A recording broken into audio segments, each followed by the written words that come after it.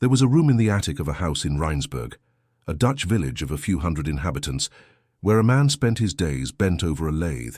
The work was this: take a rough disc of glass, secure it, spin it, apply abrasive, measure the curvature, spin again, hours on end. The dust rose and hung suspended in the still air of the room. He breathed that dust every day, year after year, and knew perfectly well what he was doing to himself. The lenses that came out of there were excellent. Scientists in England praised them in letters. The work paid the rent, the bread, the weak beer, the tobacco. At night, when the light ran out and the lathe stopped, he wrote. What he wrote in that room was forbidden by the Catholic Church, condemned by the Dutch Calvinists, denounced by the German Lutherans, and cursed by the synagogue that had raised him. 4 institutions that violently disagreed on almost everything found in him a rare unanimity. He died at 44, with ruined lungs. The name was Baruch Spinoza, later Bento, then Benedictus, according to the languages in which he needed to exist. All mean the same thing: blessed. 21 years before that attic, he was another person. He was the son of a merchant in one of the most notable communities in Europe, the Portuguese Jews of Amsterdam. People whose grandparents had been forcibly baptized in the Iberian Peninsula, who lived entire generations saying one thing in public and another at home, and who finally found in Holland a place where they could pray without hiding. It is impossible to understand what happened to Spinoza without understanding this community. It was not simply religious. It was religious in the way of someone who has recovered something that was almost destroyed, with a vigilance that bordered on desperation, because each of them carried family stories about relatives who had not managed to escape in time. In that environment grew a boy too intelligent, and on July 27, 1656, when he was 23, the elders of the synagogue read before the entire congregation a document specially drafted for him. It cursed him sleeping and waking, coming and going. It determined that no one should speak to him, write to him, stay under the same roof as him, come within 4 cubits of him, or read anything he might produce.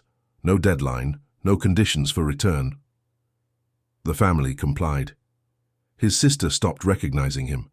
The name that crossed the ocean fleeing the Inquisition was cut from him, and now the detail that often halts the conversation. He had published nothing, no book, no treatise, no pamphlet, not even anonymously, and Amsterdam was teeming with anonymous pamphlets. A young man working in the family trade and asking questions. The maximum punishment of that community fell upon someone whose complete work at that moment consisted of conversations. Someone heard, someone repeated to the rabbis, and the rabbis concluded that it was dangerous enough. What was he saying? There is a ready answer which has circulated for centuries and is comfortable precisely because it is false. He was an atheist. He was not. Atheism is a relatively harmless position from an intellectual standpoint. You deny, others disagree, each goes their own way. Spinoza did something much worse. He agreed that God exists. He insisted on it. He built an entire system whose foundation is the necessary existence of God, not probable, not plausible, but necessary in the mathematical sense. He wrote that nothing exists outside of God, that nothing can even be thought outside of God, that the totality of the real is a single substance, and that substance is God. And then, having established this with all his might, he began to take things away. He took away will. An infinite being does not choose, because choosing presupposes unrealized alternatives and lack of something. What is complete does not desire. He took away feelings. It does not take offense, does not have compassion, is not pleased when you thank it, nor irritated when you blaspheme. He took away purpose. Nothing happens for something. There is no plan in execution, no hidden purpose, no lesson embedded in your loss. He took away distance. God does not observe the world from the outside, because there is no outside. God is not above anything, because there is no possible superior position when you are everything.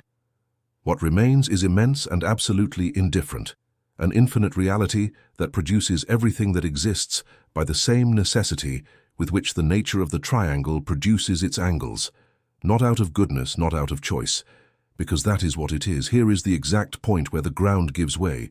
You can contemplate this God, you can understand it, you can even love it.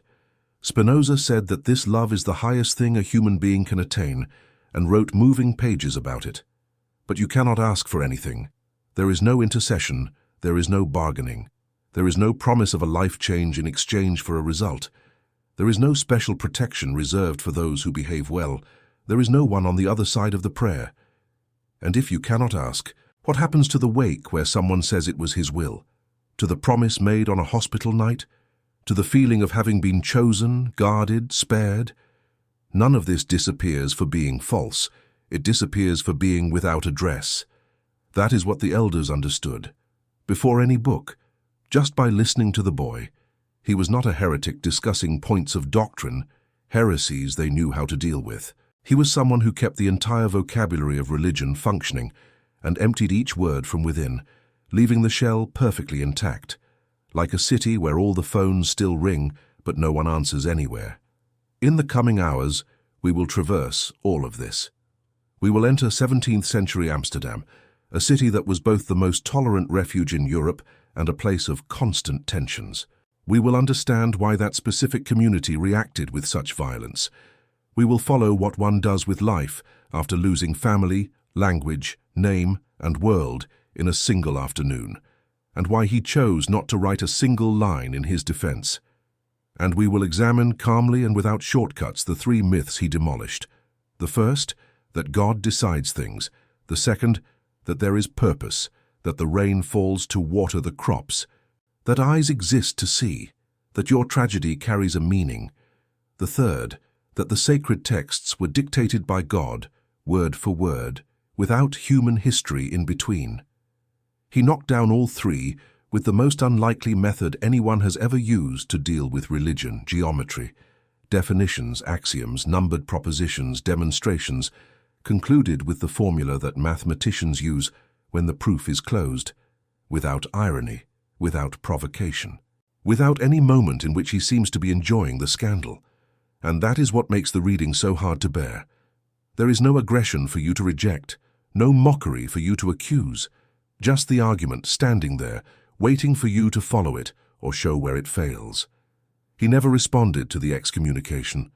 He left Amsterdam, moved to a village a few times, rented rooms in simple houses, polished lenses, wrote letters to half of Europe, and produced 4 or 5 works. He refused a university chair because the freedom offered came with a clause of good religious behavior. He refused inheritances. He refused pensions that came with mandatory dedications to princes.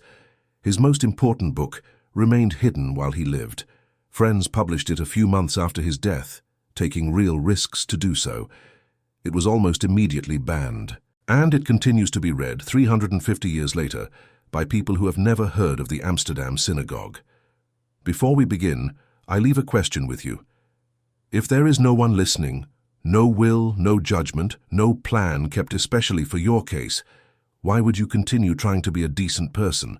Spinoza had an answer. It took 21 years and several books to be ready. Let's go there. Amsterdam, in the year 1656, smelled of low-tide tar and spices. It was the richest city in the world and did not seem so. The houses were narrow, pressed against each other like crooked teeth, tall and thin because the tax was charged by the width of the facade. The canals cut everything in concentric rings, and over them the fog settled for half the year. At dawn, when the boats began to move, the sound that could be heard was that of ropes scraping against wet wood and voices in 8 or 9 different languages: Portuguese, Spaniards, Germans, English fleeing religious persecution, French Huguenots, Polish Jews arriving with faces still marked by the massacres of 1648, sailors from all corners of the known world disembarking with Java pepper, tulips, Virginia tobacco, sugar from Pernambuco.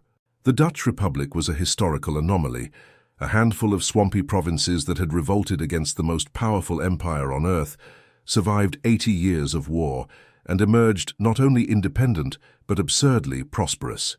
It had no king. It had no court. It was governed by merchants, and merchants have a very practical interest in tolerance. Persecuted people from elsewhere arrive with capital, contacts, and desperation to work. That is why Amsterdam welcomed, not out of virtue, out of calculation. But there were limits and everyone knew them. You could have whatever faith you wanted as long as you practiced it discreetly. You could print almost anything as long as it did not cause a stir. The Calvinist preachers of the Reformed Church, who considered themselves the true church of the Republic, constantly watched and complained to the authorities whenever any freedom seemed excessive. There was a tightrope stretched between the merchant's tolerance and the pastor's intransigence, and everyone walked on it. It was in this city that Miguel de Spinoza, a merchant of dried fruits and olive oil, raised his children. The family had a typical and terrible history. They came from Portugal. Before that, probably from Spain, from where the Jews were expelled in 1492, given 4 months to choose between baptism and exile.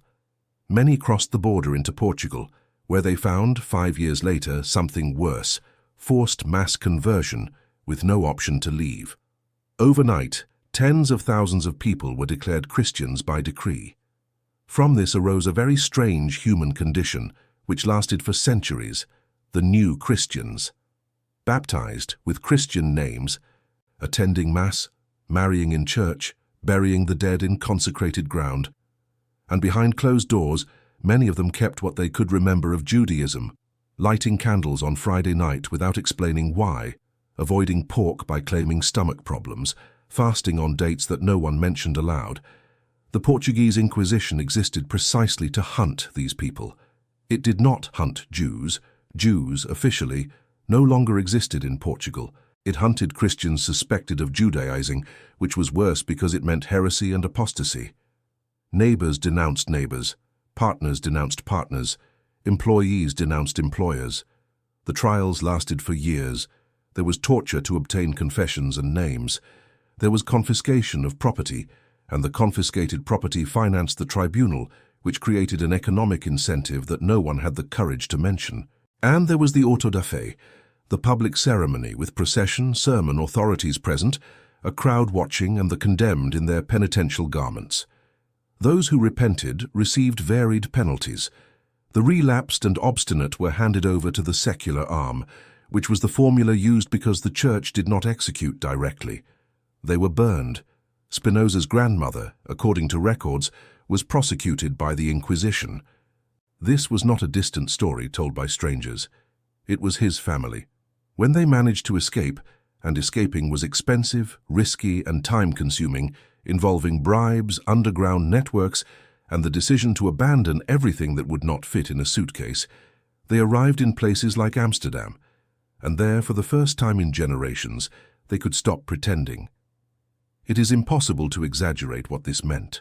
Imagine entire families that spent 150 years practicing a half-religion, from memory with lost pieces, without rabbis, without books, without schools, passing on what remained from mother to daughter in silent kitchens.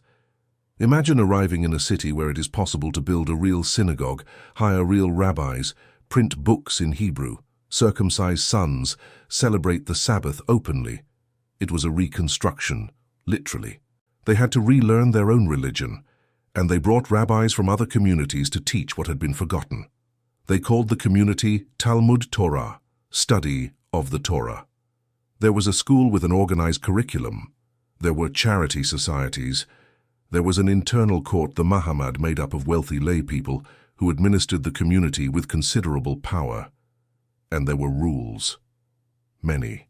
Because the community was fragile in a way that is hard to imagine today. It existed by concession.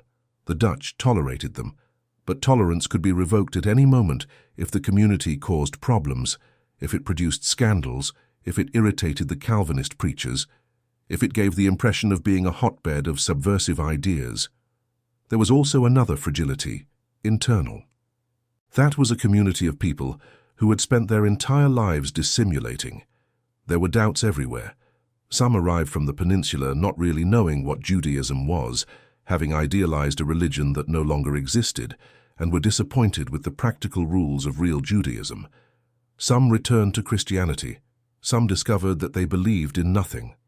A community in these conditions has no space for public discussion about fundamentals. Baruch was born in November 1632.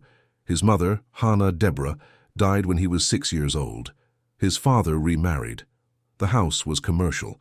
Olive oil, figs, almonds, raisins coming from the south, distributed in the north. He studied at the community school.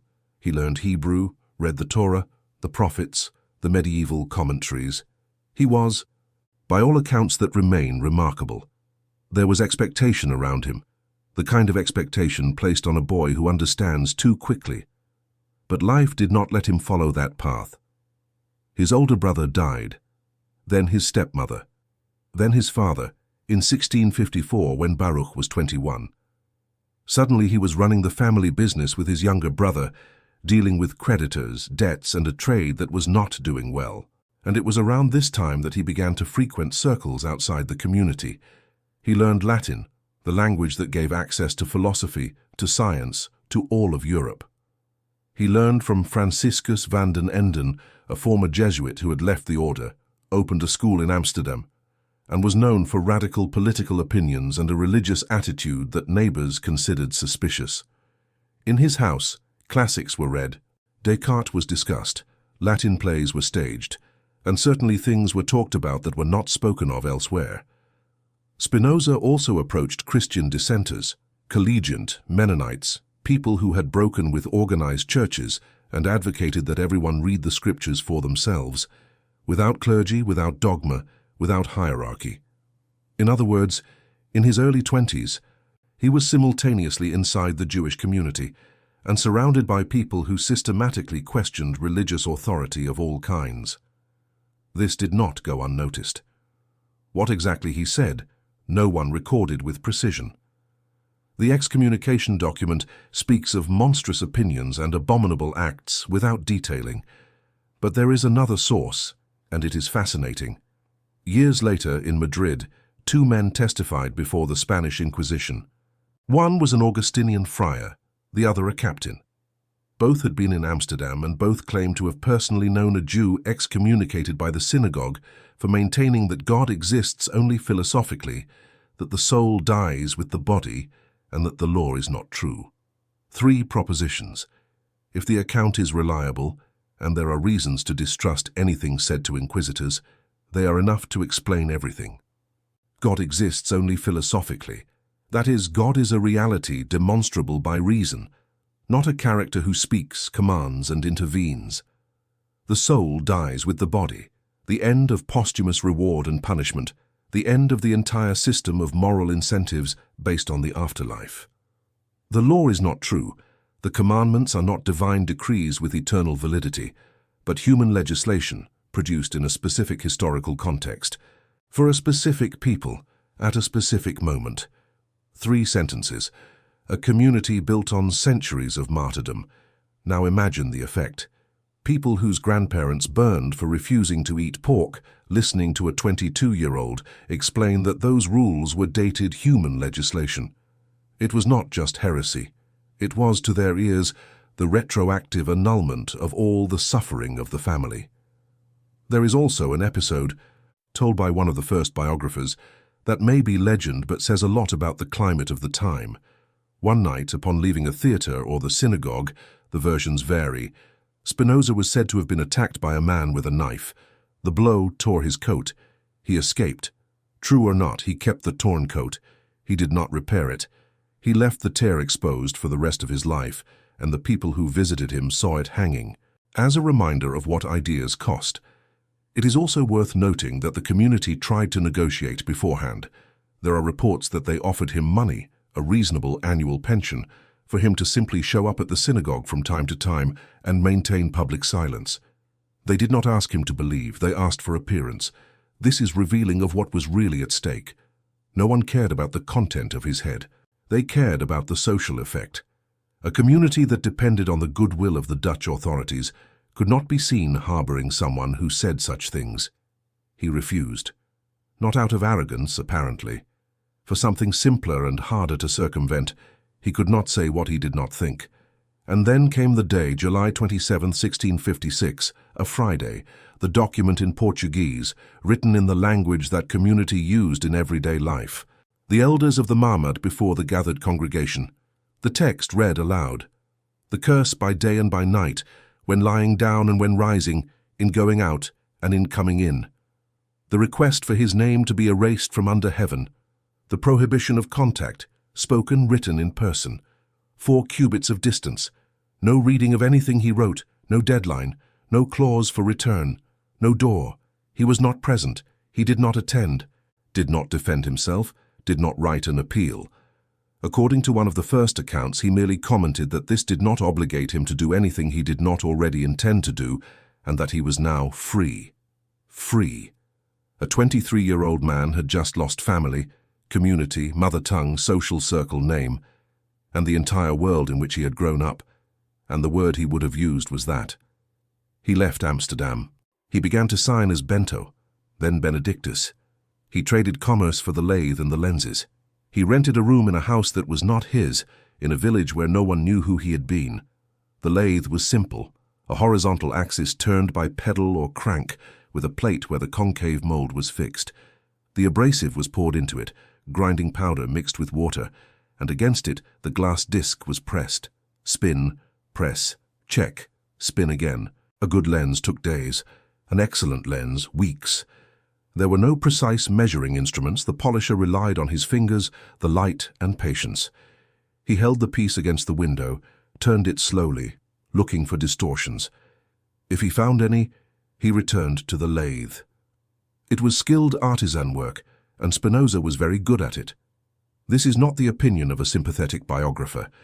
It is documentary record. Christian Huygens, the greatest Dutch astronomer of the time, the man who discovered Titan and explained the rings of Saturn, bought and commented on his lenses in letters. There were praises for the quality of the polishing. There were technical discussions about curvature and methods. This matters more than it seems. We are not talking about a philosopher who found a side job to survive. We are talking about someone competent in a demanding technical craft, at a time when that specific craft was changing human understanding of the universe. The same lenses that revealed craters on the moon revealed invisible creatures in a drop of water. In Delft, just a few kilometers away, a cloth merchant named Antony van Leeuwenhoek was about to see bacteria for the first time in history. The scale of the real was exploding in 2 directions at once, and the world described by the Bible, flat, small, made for us, was beginning to seem strangely cramped. Spinoza spent his days producing the instruments that fabricated this new world. He first went to Rijnsburg, a village near Leiden, then to Voorburg, on the outskirts of The Hague, finally to The Hague itself, where he first rented a floor and then just a room in a painter's house. Always rooms, always rented, never a house.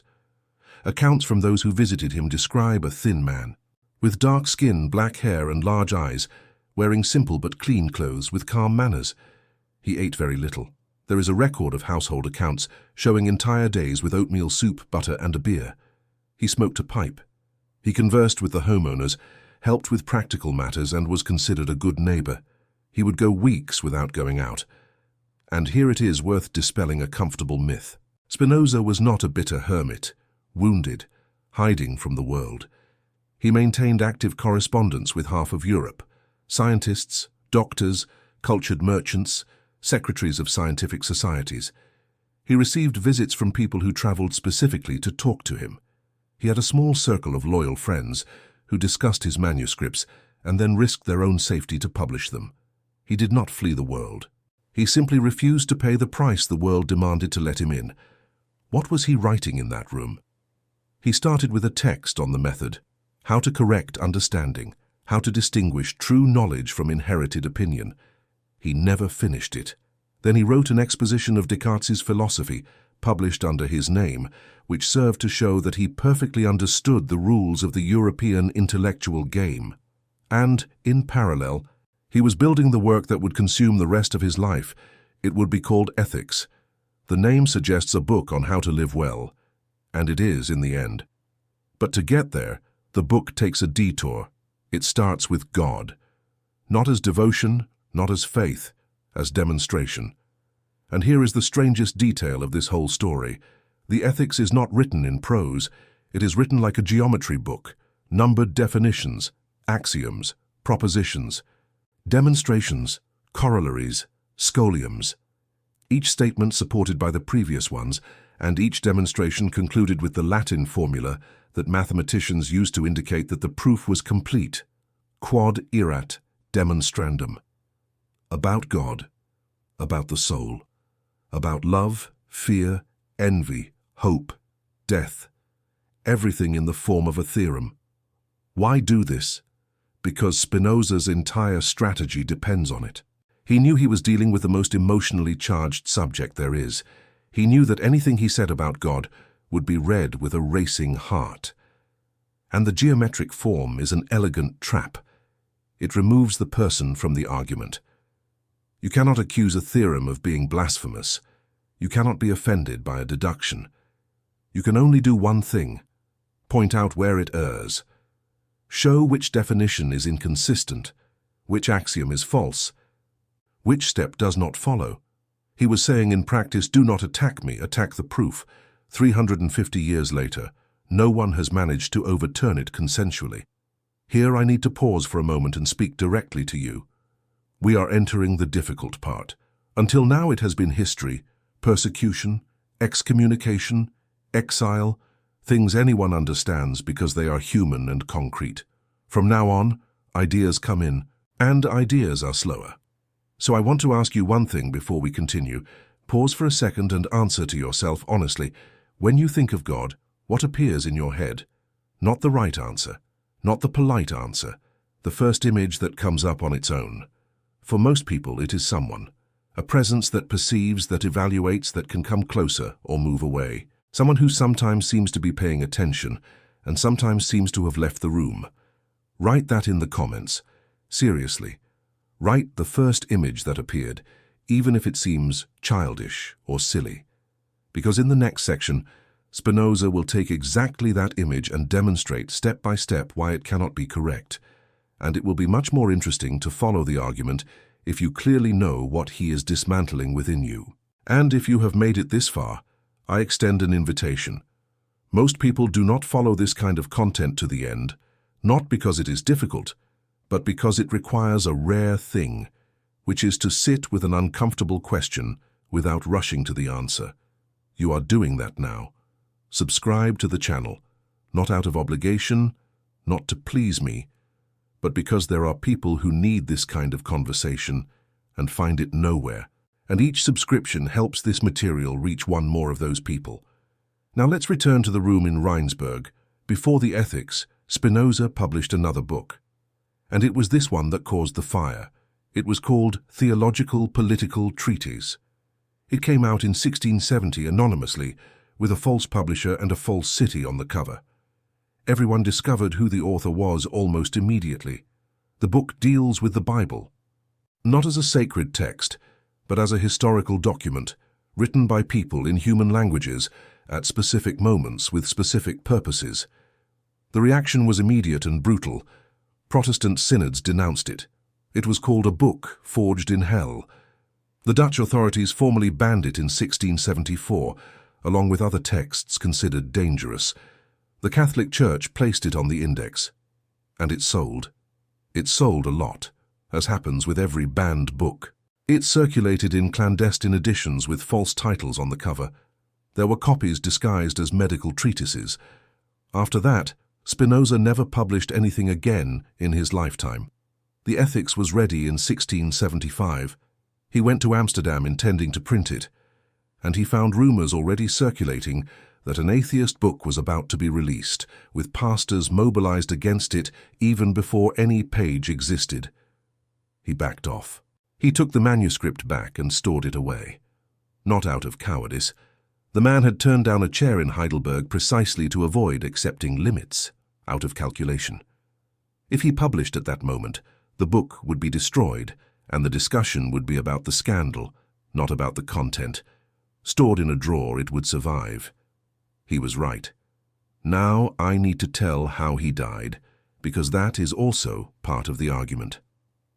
In February 1677, at the age of 44 in a house in The Hague, probably tuberculosis, aggravated by 20 years of glass dust in his lungs. He had been ill for some time and knew it. There was no last-minute conversion. There was no regret, no call from a priest, no request for reconciliation with the synagogue that had expelled him. According to reports, he died in the afternoon, with a doctor friend present, having conversed normally in the morning. He left no fortune. The auction of his belongings barely covered the debts. He left a modest library, polishing tools, and a writing desk. Inside the writing desk were the manuscripts. His friends took them to Amsterdam. They printed everything in a few months, without an author's name, without an identifiable publisher. They distributed them. In 1678, the States of Holland formally banned the work. Too late. There were already copies in Germany, France, England. It was already circulating among the people who mattered. A century later, the German poet and philosopher Lessing would tell a friend, in private conversation, that there was no other philosophy besides Spinoza's. The phrase generated an intellectual crisis throughout Germany, the so-called pantheism dispute, and dragged Goethe, Herder, Jacobi, Mendelssohn into the debate. The man who died in a rented room, without disciples, without a school, without heirs, had won simply because the argument remained there waiting. And now we will open it. In the next sections, we enter the actual demolition, the three myths one by one, in the order in which Spinoza confronts them. Starting with the first and most fundamental, the one on which all the others depend, the idea that God decides. Start with a banal scene. Someone is in a hospital corridor at 3 in the morning. It is no one in particular. It could be you, it may have been you, it may be you. The lights in those corridors are always the same, that white that does not let anyone rest. On the other side of the door is a person who matters more than anything. And that person in the corridor does what practically every human being has done at least once, even those who say they do not believe in anything. Negotiates. If they get out of this, I will change. If they get out of this, I will go back to church, I will stop drinking, I will call my father, I will be a better person. Just this once, just this one. There is nothing ridiculous about it. It is probably the oldest human gesture that exists, older than writing, older than agriculture. Someone in trouble looking up and trying to make a deal. Spinoza will explain exactly why this gesture cannot work, and he will do so without a drop of mockery, which in a way makes it all worse. But to get there, he first needs to establish what he is talking about when he says God. And the way he does this is the boldest move in all of modern philosophy. The ethics opens with definitions. There are 8, cold, technical, seemingly harmless. The third is the one that detonates everything. He defines substance as that which exists in itself and is conceived by itself, that is, something whose understanding does not depend on the understanding of anything else. It sounds like scholastic jargon. It is not. It is a time bomb. Think about what it means to exist in itself. A chair does not exist in itself. It depends on the wood, the carpenter, the floor that supports it. A wave does not exist in itself. It depends on the ocean. A thought does not exist in itself. It depends on someone thinking it. You do not exist in yourself. You depend on parents, food, air, thousands of conditions you did not choose. Almost everything that exists is dependent. Push anything back, and you find something else supporting it. Substance, in Spinoza's definition, is what has nothing behind it, the point where the chain stops. And then he demonstrates something that seems impossible. There can only be one. The reasoning is this. Suppose there are 2 substances. To be 2 and not 1, they need to be distinguished by something. But if A is limited by B, if there is something that A is not, because B occupies that logical space, then A is no longer independent. Its nature is being determined from outside. And what is determined from outside is not substance by definition. Therefore, only one, a single self-sufficient infinite reality, which has nothing beyond it because nothing exists beyond. And this unique reality, says Spinoza, is what we call God. Now observe what has just happened because it is subtle, and it is the heart of everything. If there is only one substance, and that substance is infinite, then nothing can be outside of it. Nothing, not you, not this conversation, not the chair, not the galaxies, not whatever exists in places no one will ever see. The idea of God as a creator who makes the world and places it outside simply has nowhere to happen. There is no outside. There is no empty space around God where the universe can be deposited. God is not the potter, and the world is not the vase, because that would require two, the potter and the clay, and there is only one. So what is the world? Spinoza says modes, modifications, ways in which the unique substance expresses itself. You are not a separate thing that God made. You are a way that reality found to happen here now for a determined period. Like a wave is not something the ocean manufactured and placed elsewhere. The wave is the ocean doing that at that moment. Here is where most people feel the first real discomfort, because if you and God are not two separate things, something breaks in the basic structure of prayer. Praying presupposes distance. I here, he there, my voice crossing the space between us. Spinoza removes the space, and by removing the space he makes supplication geometrically impossible, not because no one is listening, but because there are not 2 points between which the message travels. Now the first myth proper, the idea that God has will, this is the deepest of all, because no one perceives it as an idea. It seems the very meaning of the word God. God willed, God allowed. God chose. It was his will. Spinoza demonstrates that this is impossible, and the argument comes in 3 movements. The first is this: wanting is a sign of lack. Every will is directed at something that one does not yet have. You want water because you are thirsty. That is, because water is lacking. You want justice because there is injustice. You want that person to get better because they are sick. No one desires what they already possess fully. There is no desire for the air you just breathed. But God, by definition, is infinite and complete. He lacks nothing. If he lacked, he would be limited. And if he were limited, he would not be substance. A being to whom nothing is lacking cannot want anything. Not because he is indifferent by choice, because wanting requires a whole, and there is no whole there. The second movement is about choice, and it is harsher. Choosing means that there were options, and one was taken at the expense of the others. God could have created the world differently. God could have made you born in another country. God could have healed that person, and did not. That is what everyone thinks. And Spinoza shows that this implies something that no one would accept if stated aloud. If God could have done differently and did not, then there were real possibilities that were left out. But where were those possibilities? If they were in God's nature, then God's nature contains things that did not come to fruition. That is, God has inactive parts, unexercised potentials, is incomplete. And if the possibilities were not in God's nature, then where did they come from? From outside? There is no outside. The conclusion is relentless. Everything that could happen, happened. Everything that exists, exists necessarily. Nothing could have been different. The third movement is an image, and it is the one that resolves the whole thing. The internal angles of a triangle sum to 2 right angles. This is true in any triangle, always, anywhere.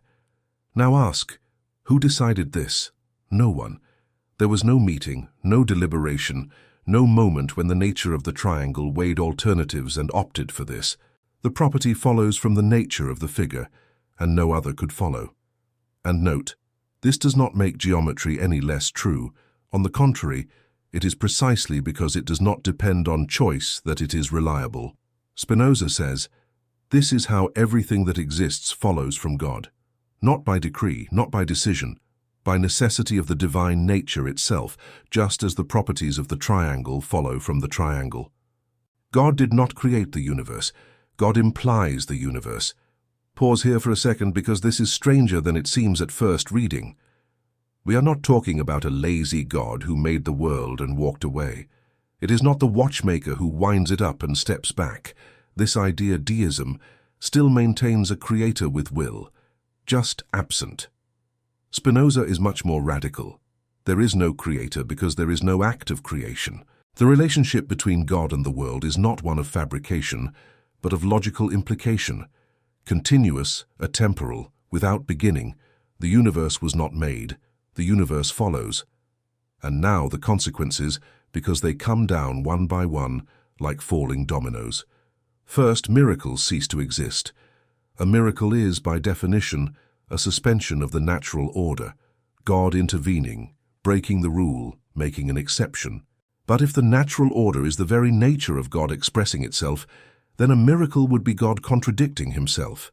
It would be like a triangle with four sides, not difficult, not rare, incoherent.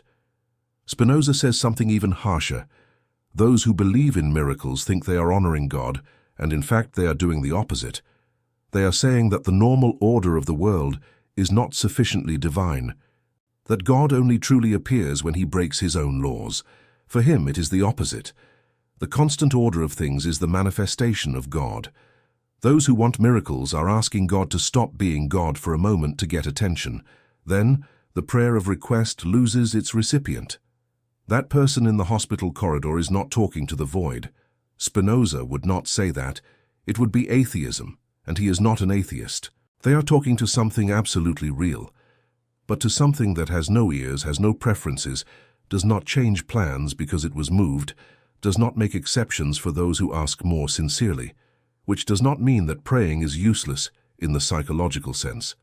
Spinoza perfectly understands why people pray, and he treats it with a seriousness that surprises. But he is clear about the mechanism. Prayer transforms the one who prays. It does not transform the world, and finally divine favoritism disappears. No people are chosen, no person is protected, no soul is reserved. Two people with the same illness. One prays, the other does not. One lives, the other dies. The distribution follows physical causes, not spiritual merit. This is brutal, and Spinoza knew it was brutal, but he adds something that almost no one mentions when quoting him. This also means that no one was punished. The child who died did not die because someone sinned. The tragedy was not sent. The illness is not a message. The person who spent years wondering what they did to deserve, that was asking a question without an object. A God who does not reward also does not punish, and here is what almost every summary of Spinoza leaves out. He is not trying to rob anyone of comfort. He believes, and writes this clearly, that the traditional image of God is the source of most unnecessary human suffering, because a God with will is a God that needs to be pleased, and a God that needs to be pleased generates permanent fear. Am I doing enough? Is he satisfied? Was what happened punishment? A whole life transformed into an evaluation from which you never receive a grade. Remove divine will, and fear loses its foundation. There is no one left disappointed with you. There is no one left to appease. There is the world functioning according to its nature, and you within it, with the only task that remains, to understand. But if no one decides anything, then the second question arises on its own, and it is even harder to face. If there is no will, there is also no intention, and if there is no intention, there is no purpose. Nothing happens for nothing. This is the second myth. There is a phrase that people say at funerals, which Spinoza considered the most dangerous of all. Everything happens for a reason. It is said with good intention. It is said by people who love those who are suffering and do not know what to do with their hands. It serves as an immediate analgesic. It suggests that the loss was not a waste, that there is an accounting somewhere, that it fits into a larger structure. And it is, according to Spinoza, the oldest and most destructive error of the human mind. He dedicates to this issue the most explosive text in all of ethics, an appendix at the end of the first part, where he abandons the geometric format for a few pages and writes in direct prose almost impatiently, as if he can finally say what he thinks without numbering each sentence. It is probably the text that cost him his reputation for 2 centuries. The argument begins with an observation about how children learn about the world. A child asks what rain is for, and someone answers, "To water the plants." What is the sun for? To warm us. What are eyes for? To see. What are cows for? To give milk. Everyone learned this way. This is the basic structure in which the human mind organizes reality. Each thing exists for some purpose. And Spinoza points out where this comes from. It comes from the fact that we do things this way. A human being has goals, builds a house to live in, makes a knife to cut. Every artifact that exists in the human world exists for something because it was made by someone with an intention in mind. So we project this outward. We look at the ocean, the mountain, the body itself, and automatically ask, what is it for? but the question only makes sense when there is a maker with intention. Applying it to the universe assumes beforehand exactly what would be in question. And here comes the blow. Spinoza says that human beings are born ignorant of the causes of things, but aware of their own desires. We know what we want. We do not know why things happen. In that vacuum, we do the only thing we know how to do. We fill it with ourselves. If I act out of desire and things happen, then something must be desiring behind them. The entire universe begins to be read as a very large person with hidden intentions. And from there, everything that happens becomes a message. The lightning that strikes the house becomes a warning. The good harvest becomes a reward. The epidemic becomes punishment. The person who survived the accident becomes someone who had a mission. Spinoza observes the practical consequence of this with a cutting coldness. People conclude that the gods direct everything for human use, and that is why they need to be courted. Sacrifices, offerings, rituals, and promises are born. The entire industry of mediation with the divine is born, and the permanent anxiety of those who live trying to guess if they are pleasing also arises. But the most devastating argument has not yet come. It appears when Spinoza addresses the problem that always destroys the idea of purpose. Senseless suffering. If everything was made for us and made by a good being, why are there earthquakes? Why do children are born with diseases that kill them before they learn to speak? Why is a just man crushed by a stone that falls, while a scoundrel goes through life without a scratch? The traditional answer is known. The designs are unfathomable. We cannot understand. There is a greater plan that our minds cannot reach. And Spinoza makes the most biting comment on this answer that he has ever written. He says that this is the refuge of ignorance, that when facts contradict the explanation, instead of abandoning the explanation, people declare the matter mysterious and call it humility what is merely a refusal to investigate. He adds that those who rely on this are treating ignorance as if it were an argument, and he observes that this maneuver is too convenient. Any counterexample, no matter how brutal, is absorbed by the same phrase, and the theory is never at risk. An explanation that cannot be contradicted by anything is not explaining anything.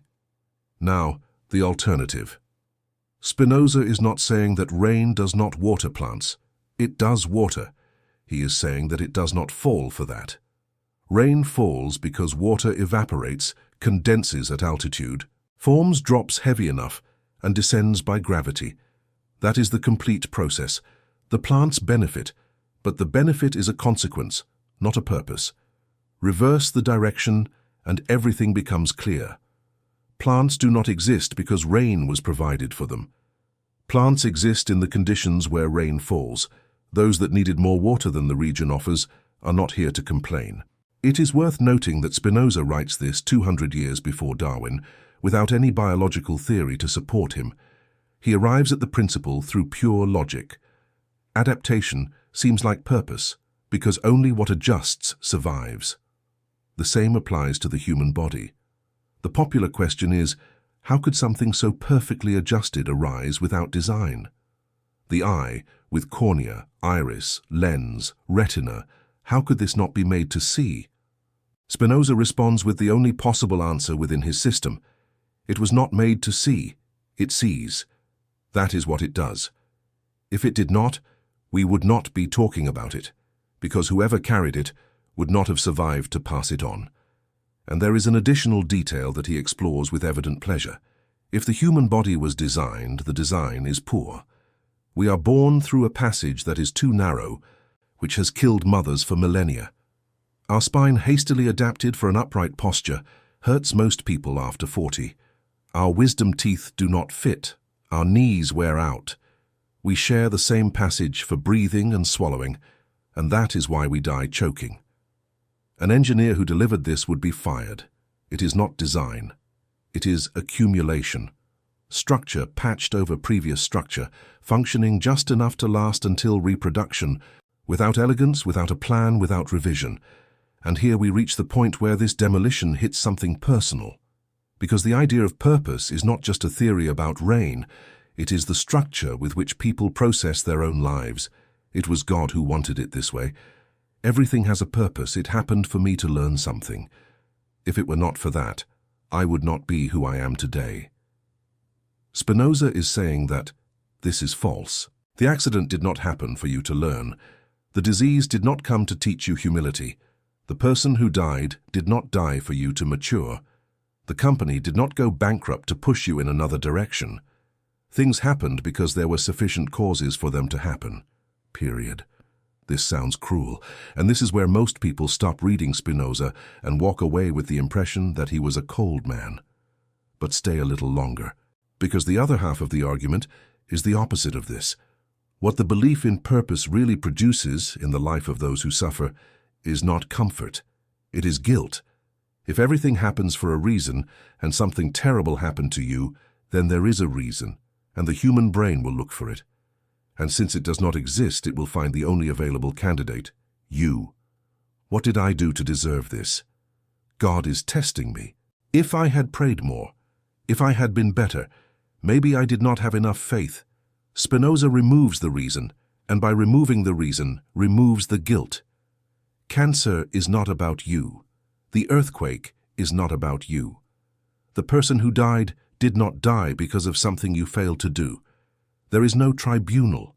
There is no grade being given. There are causes. Many intertwined, mostly beyond your reach, some not even known yet. And there is a specific freedom in this, which those who have lived through a great loss often understand before any argument. Stopping looking for the lesson is the moment you stop fighting with the past. Spinoza does not replace purpose with emptiness. He replaces it with understanding. If things follow from causes, then they can be understood. And understanding, for him, is not a second-rate comfort. It is the highest thing a human being is capable of doing, and it is literally what he calls freedom. Not freedom to escape the causes, freedom to know them. The person who understands why they are feeling what they feel is no longer entirely at the mercy of that. The person who understands where their fear comes from suffers differently. They continue to feel. Spinoza does not promise anesthesia, but they cease to be dragged blindly. And there is one more thing which he says at another moment, and which changes the color of everything. When you understand something, you are understanding a piece of God. Because there is nothing that is not God. Understanding how a kidney works, an orbit, an emotion, a society, is knowledge of the unique substance expressing itself in that particular way. Study is the only form of real contact that exists, not supplication, not ritual, attention. He summarizes this in a phrase that appears at the end of the appendix and is one of the most quoted in all his work. Things are not good or bad in themselves. They are called that according to how they affect us. The hurricane is not evil. It does not know you exist. It is a low-pressure system behaving as low-pressure systems behave. We call it evil because it destroys what we love, which is understandable, but it is not a description of the hurricane. It is a description of us. And that is what Spinoza is trying to do all the time, separate what the world is from what we feel about the world. Not because feeling does not matter. He wrote 3 of the 5 parts of ethics about feelings, but because confusing the two things is what makes us suffer twice, once for the loss, another for the story we tell about it. Now the 2 pillars have fallen. God does not decide, and nothing has purpose. But there is still one last line of defense, and it is the most solid of the 3, because it does not depend on any philosophical argument. It is written. There is an argument that ends any religious discussion, and you have already heard it. It is written. No matter how elegant the reasoning, how well constructed the demonstration, how solid the logic, when someone opens the book and points to the page, the conversation changes in nature. You do not argue with God speaking directly. Spinoza understood that as long as this line of defense stood, everything else he had demonstrated would be irrelevant. People would simply say, "Your triangle is very nice, but the book says otherwise." So he went after the book, and did something that no one had done before in Christian Europe with that degree of systematicity, treated the Bible as one treats any ancient document. The result was the Theological Political Treatise, published anonymously in 1670. And it was this book, not ethics, that made him the most toxic name of the 17th century. The method is simple to state and devastating in practice. Spinoza proposes that the interpretation of the Scriptures follows exactly the same procedure used to interpret nature. That is, you do not start from what you would like the text to say. You start from the text. You study the original language, Hebrew, with its ambiguities, its verbs without defined tenses, its words whose meaning has been lost. You investigate who wrote it, when, for whom, under what circumstances. You compare passages. You note contradictions. You reconstruct the history of the document itself, how it was copied, edited, compiled, who decided what went in and what stayed out. And this is the crucial point. You separate two questions that tradition has always mixed: what the text says, and whether what it says is true. Spinoza insists that the first question is historical and can be answered rigorously. The second is philosophical and cannot be resolved by citing the text itself, because that is circular. It seems obvious today. It was explosive then, because it implied that the Bible is an object, a thing in the world with origin, authorship, history, and not a direct transmission of divine thought. And when he applied the method, he found things. He started with the most sensitive case of all, the authorship of the first 5 books. Tradition held that Moses wrote the Pentateuch, not part of it, all of it. Spinoza pointed out the most obvious problem, which had been in plain sight for any reader for 1,500 years, and that practically no one had had the courage to mention aloud. The text narrates the death of Moses. It describes his burial. It says that no one knows where the tomb is to this day. It comments that no prophet has arisen like him since. A person does not write this about themselves, and the expression "to this day" only makes sense if the writer is very distant in time from the narrated event. He gathered more. The text refers to Moses in the third person and describes him with praise, the most humble man on the face of the earth, which would be strange coming from himself. It mentions places by names that would only be given centuries later. It makes observations like at that time the Canaanites inhabited the land, a phrase that only a later author after the expulsion of the Canaanites would write. It cites lists of kings that would only exist much later. Spinoza's conclusion was that those books were not written by Moses, but rather compiled centuries later from various materials by editors who gathered traditions of different origins. He went further and proposed a name. Ezra, the scribe of the post-exilic period, would have been responsible for the final organization, or at least someone in a similar position, at a time when the people needed to rebuild their identity after Babylon.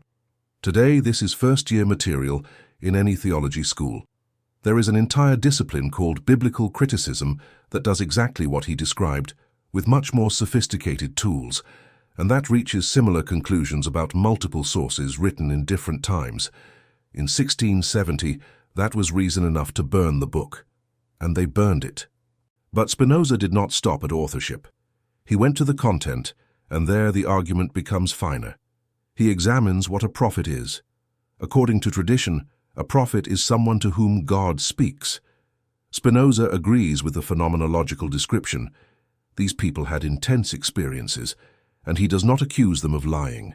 But he observes something that changes everything. The prophets disagree with each other, and they disagree systematically. Each one perceives God according to their own background, temperament, and imagination. A peasant has rural visions. A courtier has visions of thrones and royalty. A melancholic prophet sees ruin, an optimistic one sees restoration. One sees God as fire, another as light, another as voice. If the source were identical and the transmission literal, the content would be uniform. It is not. Spinoza concludes that prophecy operates through imagination, not intellect. And he adds an observation that theologians found intolerable. Nothing indicates that the prophets were especially intelligent or educated.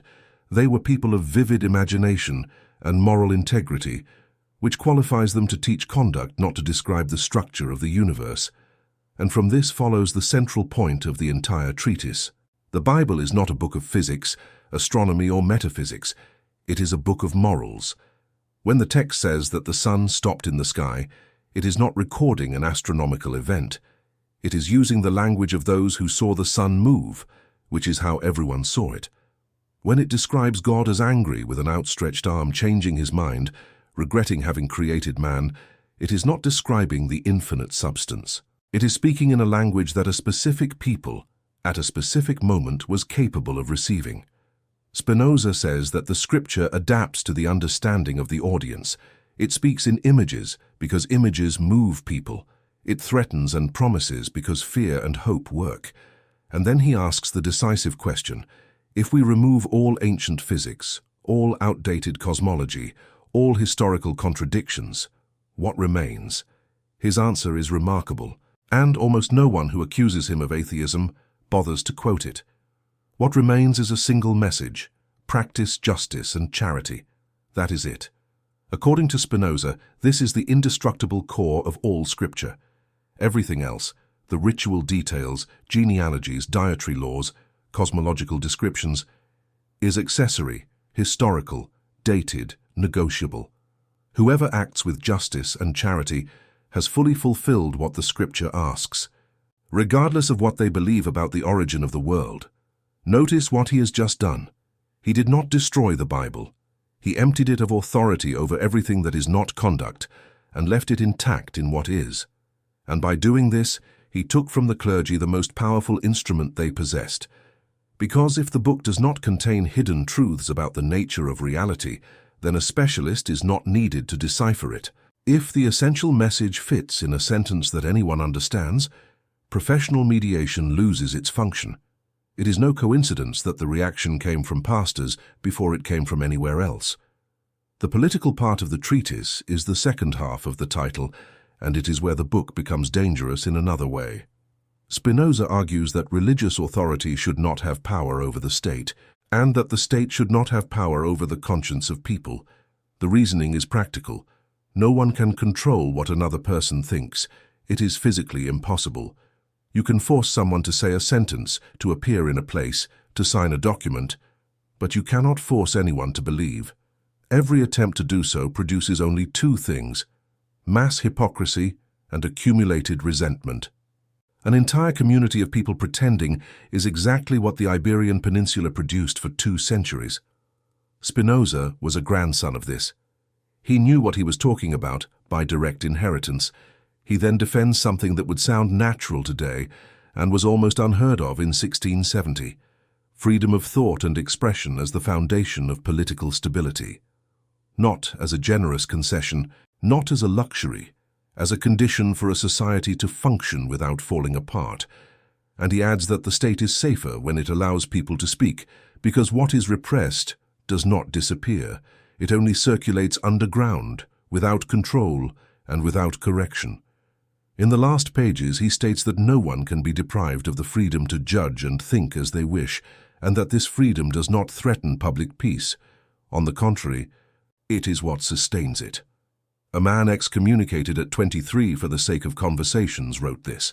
It is not hard to imagine where it came from. The publication was done with all possible care, without an author's name, with a made-up publisher, with a false printing city on the title page. It did not help. Within months everyone knew. Protestant synods issued formal condemnations. A theologian described it as a book forged in hell by an apostate Jew in collusion with the devil. Municipal authorities received petitions demanding its seizure. In 1674, the states of Holland formally prohibited its circulation, grouping it with other works considered subversive.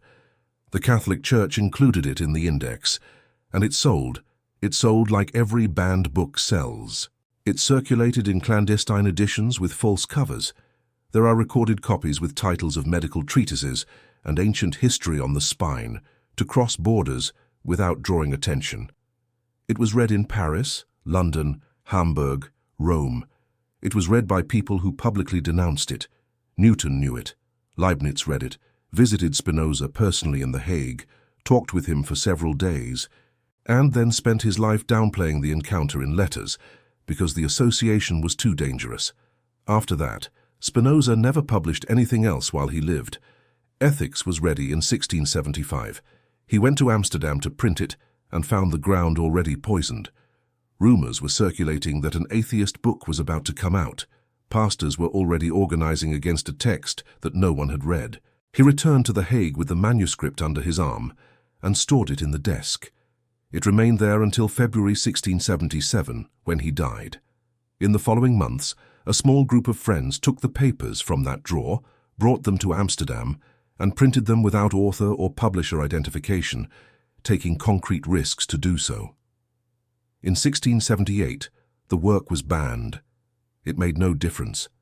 It was already out of the country, it was already being copied, it was already in the hands of the people who would build the next century. The three pillars were down: God without will, world without purpose, Scripture without metaphysical authority. What remains after this is the question he spent 21 years answering, and which gives the name to the book he never saw published. How to live.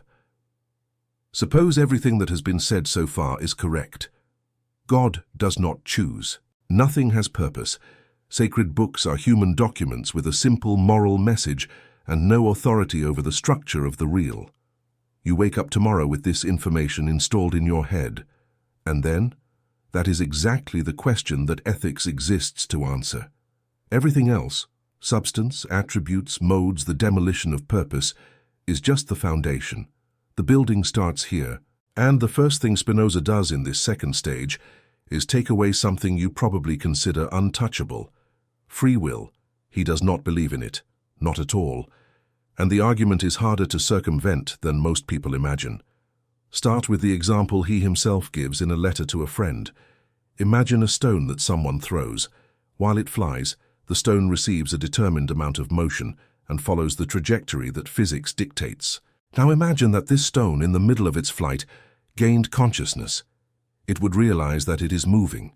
It would feel the impulse itself, and it would have no access to the hand that threw it, to the angle, to the force applied, to the wind. What would it conclude? That it is flying because it wants to fly, that it chose that direction, that it could have gone the other way if it had decided to. Spinoza says, that stone is us. We are aware of our desires and unaware of the causes that produced them. We know we want something. We do not know why we want it. And this ignorance is interpreted as freedom. Think of any concrete example. You chose the profession you have. But where did that interest come from? From a teacher who marked you at 15? And why did that teacher mark you? Because he spoke in a way that reminded you of someone in your family. Why did you react well to that way? Because of things that happened before you were 6 years old, and of which you have no memory. You chose the person you live with. But what attracted you to them? A combination of traits that you did not decide to find attractive. No one chooses their type. You discover what it is. You have the political opinions you have. You were born in a country, in a class, in a family, in a decade. You read certain books because they were available. You met certain people because you lived nearby. Push any decision of yours back and you will find causes. And behind those causes, others. And at no point in this chain is there a place from which an independent self would have observed everything from the outside and decided freely. Spinoza defines it precisely. Men believe themselves free because they are conscious of their actions and ignorant of the causes that determine them. The freedom we feel is not freedom. It is the subjective experience of not knowing the mechanism itself. This, stated like that, is one of the most uncomfortable thoughts there are. And the immediate reaction of almost everyone is the same. If I am not free, nothing matters. If everything is determined, why try? Spinoza considers this reaction a mistake in reasoning, and his answer is the most interesting part of the entire system. Your attempt is also a cause. Determinism does not mean that events will occur independently of what you do. It means that what you do has causes and produces effects. You remain a real link in the chain. The effort you make tomorrow is part of the process that determines what happens the day after tomorrow. What disappears is not action. It is the fantasy that action springs from nothing. And there is a second consequence which completely changes the color of the thing. If people are determined, hatred loses its basis. The person who betrayed you did not freely choose to be that way. They were produced by the education they had, by the fear they carry, by the cowardice they learn somewhere you will never know. This does not make the act acceptable, and Spinoza is explicit about this. Societies need laws, containment, consequences. Understanding is not permitting, but personal resentment, that flame you feed for years, rests on a false assumption that the person could have been something else at that moment and chose not to be. Spinoza writes a sentence that summarizes his entire method. Do not ridicule, do not lament, do not detest, but understand. It is not resignation, it is a program. And it is here that he moves on to the subject to which he dedicates more pages than any other, emotions. This often surprises those who have only heard of him.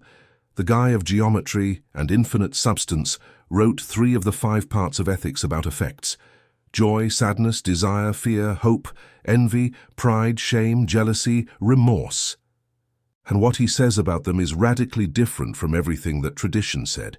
Tradition treated passions as flaws, as something that reason must dominate, repress, conquer. The wise would be the one who does not feel. Spinoza finds this naive and useless. Emotions are not errors. They are natural events with natural causes, as legitimate as rain. He says he will treat human actions and appetites as if they were matters of lines, planes and bodies, not to dehumanize them, but to take them out of the territory of guilt and place them in the territory of understanding. It makes no sense to be ashamed of feeling anger, just as it makes no sense to be ashamed of having a fever. It makes sense to ask where it comes from, and then he builds an entire engineering of emotional functioning, starting from a single principle. Everything that exists strives to persevere in its being. He calls this conatus. It is the basic impulse of everything that is, to continue existing, to maintain itself, to resist dissolution. The plant grows towards the light. The animal flees from the predator. You, without thinking, pull your hand away from the fire. And from there, 2 fundamental emotions. When something increases your power to exist, you feel joy. When something decreases it, you feel sadness. Everything else is a combination of this with circumstances. Love is joy accompanied by the idea of an external cause. You feel enlarged and associate that with someone. Hatred is sadness accompanied by the idea of an external cause. Hope is unstable joy, linked to something future and uncertain. Fear is unstable sadness, linked to something future and uncertain. And here comes an observation that remains one of the most precise ever made about human psychology. Hope and fear are the same thing. They are not opposites. They are the same mechanism with inverted signals. Those who hope, fear. Those who fear, hope. You cannot have one without the other, because both depend exactly on the same condition, uncertainty about the future. The person who hopes that the exam will come back clean is, at the same moment, afraid that it will not. They are the same mental state, and for this reason Spinoza considers both equally bad. Both leave you suspended, dependent on something you do not control, oscillating according to the news. He does not propose to replace fear with hope. He proposes to exit both through knowledge, which leads us to the central mechanism of Spinozan therapy, which he describes in a decisive proposition. An affect that is a passion ceases to be a passion as soon as we form a clear and distinct idea of it. Translating, at the moment you understand exactly what you are feeling and where it comes from, the feeling changes nature. It does not disappear. Spinoza does not promise anesthesia, but it ceases to be something that happens to you and becomes something you have. You have lived this. Everyone has. That moment when you are irritated for hours and suddenly realize that it is not with that person. It is because you slept poorly, or because the situation reminds you of something else, or because you are afraid of something you have not admitted. And the instant you realize the irritation does not vanish but loosens, you continue feeling, only now you are also on the outside of it. Spinoza transformed this common experience into a general principle. Understanding is the only real instrument of emotional transformation, not willpower, which he considers fiction, not repression, which merely pushes the affect into another channel. And he adds a rule that modern psychology would rediscover 3 centuries later: an affect can only be overcome by another, stronger affect. You do not defeat a feeling with an argument. You defeat it with another feeling. That is why true knowledge needs to come accompanied by joy, from an understanding that effectively expands your power, to be able to displace the fear that occupies the place. Cold reason does not move anyone. Reason that produces joy does. And it is from this combination that the last part of the system is born, the one Spinoza called, without any embarrassment, human freedom. And it ends in a place that almost no one expects to find in a book, written in the form of theorems. The fifth and final part of ethics has a title that seems an impossible promise: On the Power of the Intellect, or on Human Freedom. A book that spent 4 parts demonstrating that no one is free, that everything is determined, that will is an illusion. And now it will talk about freedom. It is not a contradiction. It is a redefinition. Spinoza is not backtracking.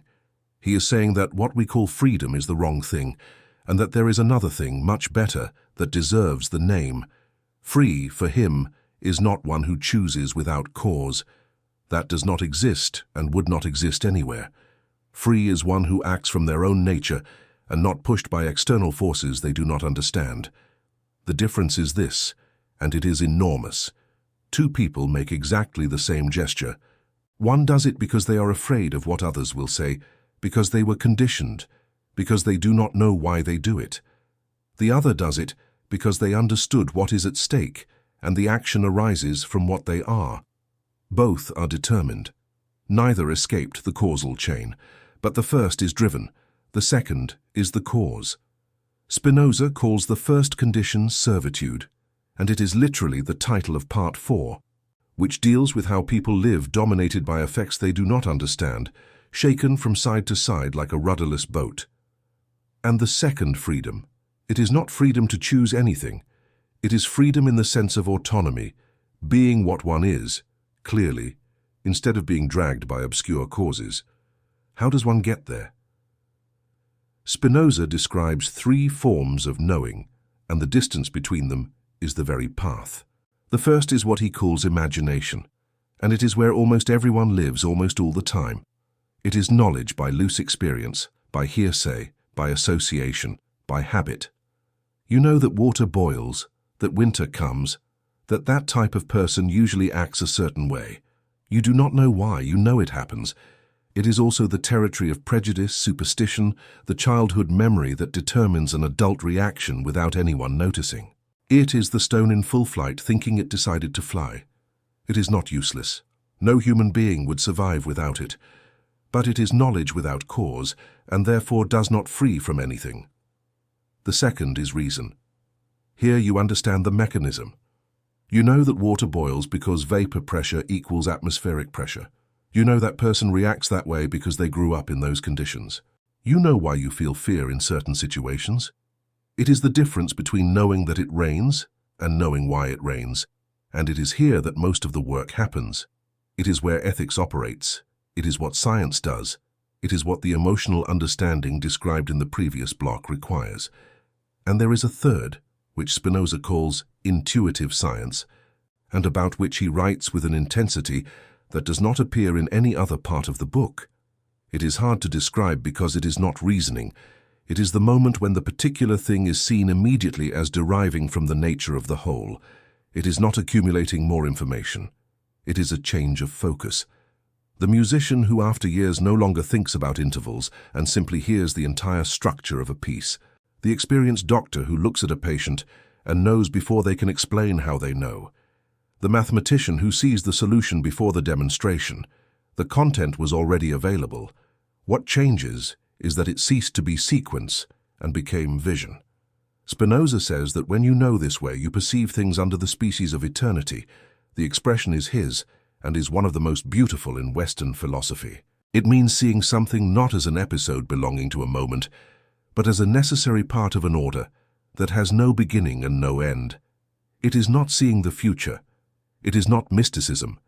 It is perceiving that what is before you derives from the structure of the real with the same necessity with which the properties of the triangle derive from the triangle. And he asserts that from this type of knowledge arises the highest joy that exists, because knowing anything deeply is knowing God, since there is nothing that is not God. Understanding an orbit, a cell, an emotion, the history of a people, all of this is direct contact with the unique substance expressing itself in that particular way. Hence the name he gives to the highest point of the system, intellectual love of God. Here it is necessary to be careful, because the expression deceives in Portuguese just as it did in Latin.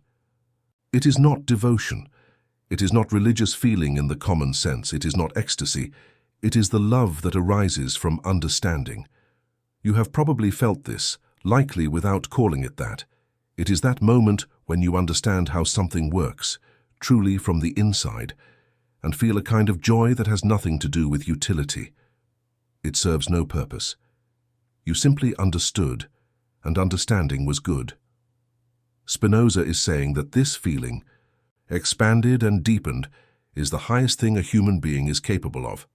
It is the purpose of life, in the only sense in which he admits purpose, that is, not as an externally imposed goal, but as that in which human nature reaches its greatest power. And now comes the part that usually stops people. Spinoza says that this love is part of the infinite love with which God loves himself. Read it again because it is dizzying.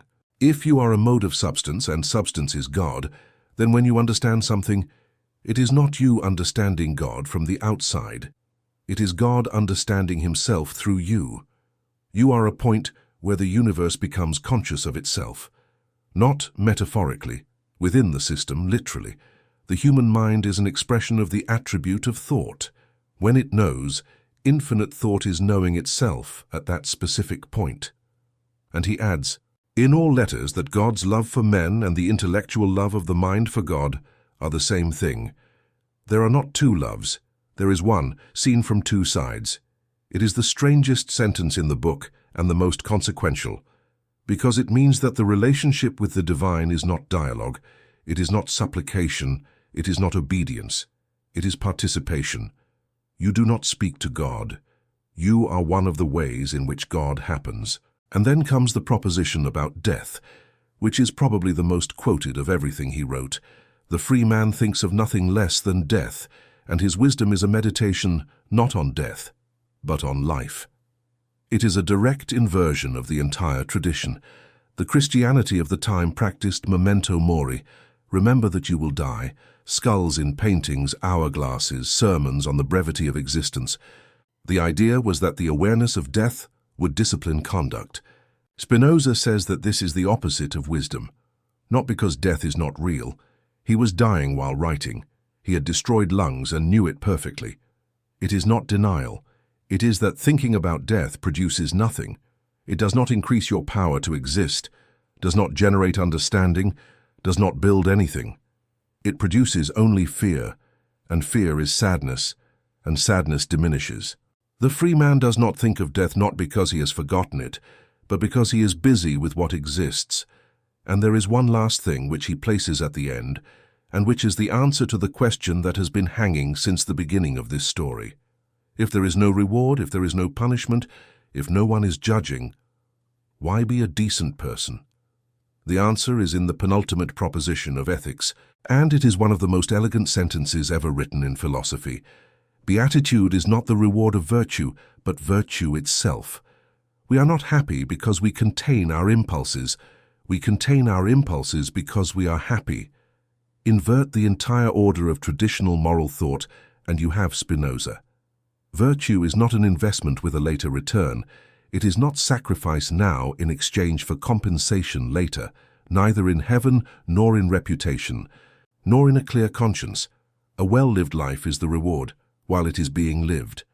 And the final sentence of the book, after more than 200 propositions demonstrated with geometric rigor, is almost a sigh. He acknowledges that the path he pointed out is extremely arduous, and that for this reason very few walk it. And he concludes by observing that everything excellent is as difficult as it is rare. It is the last line of a lifetime's work, not a promise, not a guarantee. An honest warning that it is difficult, that almost no one will go all the way, and that it is worth it anyway. He died before seeing this book printed.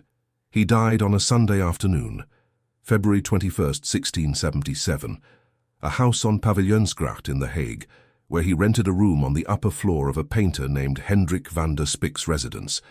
He was 44 years old.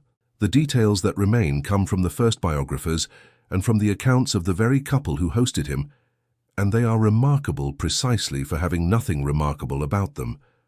On that Sunday morning, he went down and talked with the owners of the house. They went to church. When they returned, he was still well enough to talk about the sermon they had heard. They had lunch. In the afternoon, a doctor friend arrived. The Van der Spicks went out again for the evening service. When they returned, he was dead. Without convulsion, without prolonged agony, without scene. Probably tuberculosis. The lungs corroded by 20 years of glass dust, suspended in the air of small, poorly ventilated rooms. There was no last-minute conversion. No one was called. There was no request for reconciliation with the synagogue that had expelled him 21 years earlier, nor any gesture in the direction of any church. This deeply troubled his contemporaries. There was a firm expectation, almost a need, for the great atheist to despair at the end, to ask for help, to reveal in the last moment the terror he supposedly hid beneath all that geometry. None of this happened, and for decades invented versions circulated to fill the void. He simply stopped. The inventory of his belongings was made and is almost moving in its smallness. A bed, a desk, some chairs, the polishing equipment, lathes, molds, glasses in process, modest clothing, a library of about 160 volumes, Hebrew, Latin, mathematics, optics, medicine, some classics, some travel books. The auction of his belongings barely covered the debts with the baker and the landlord. The sister, who had treated him as dead, appeared to claim the inheritance and recoiled when she discovered that the inheritance consisted of debts. The body was buried on February 25th in the courtyard of the Nieuwe Kerk in The Hague. Christian soil for a man excommunicated from Judaism who never converted to anything. No one knew where else to put him. A few years later, the bones were removed, as was common practice with unrenewed rental graves, and were lost. The tomb that exists today at the site is a later monument, erected by admirers. There is nothing underneath. But there were papers on the desk. The friends acted quickly.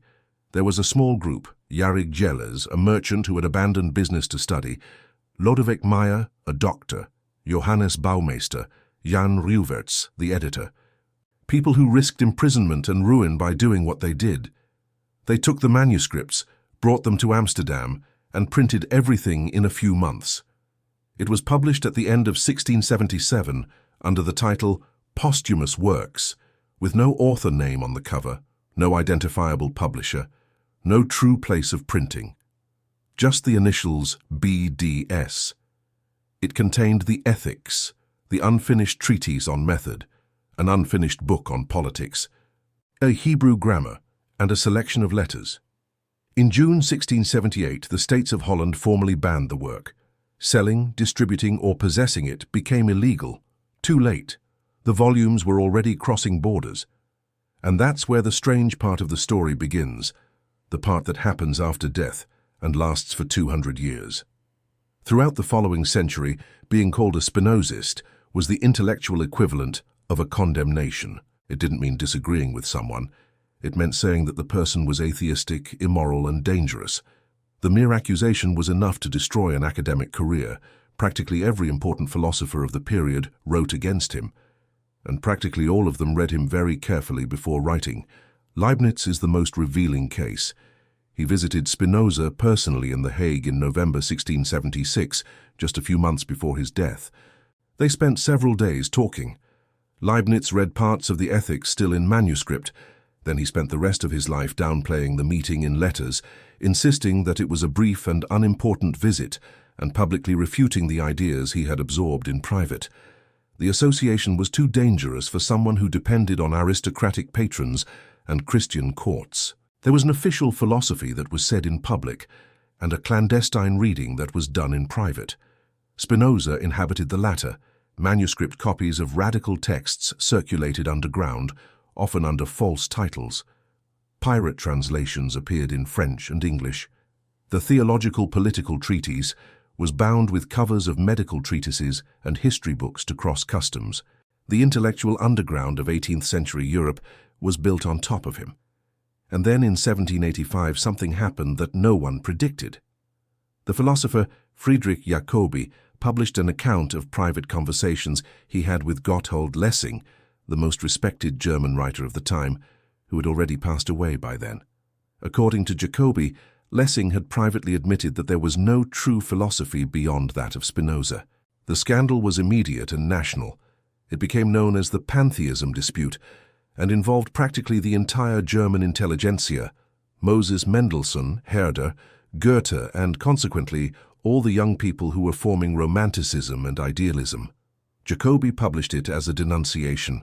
He wanted to show that reason taken to its end inevitably leads to Spinozism, and that Spinozism is fatalism and atheism. Therefore, a leap of faith would be necessary to escape. The effect was exactly the opposite. An entire generation of Germans read it and concluded, if that's where reason leads, then let's go there. Goethe was the most explicit case.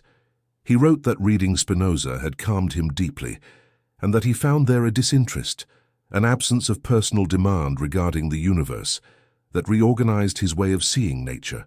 The idea of divinity dissolved in the natural world runs through his entire work.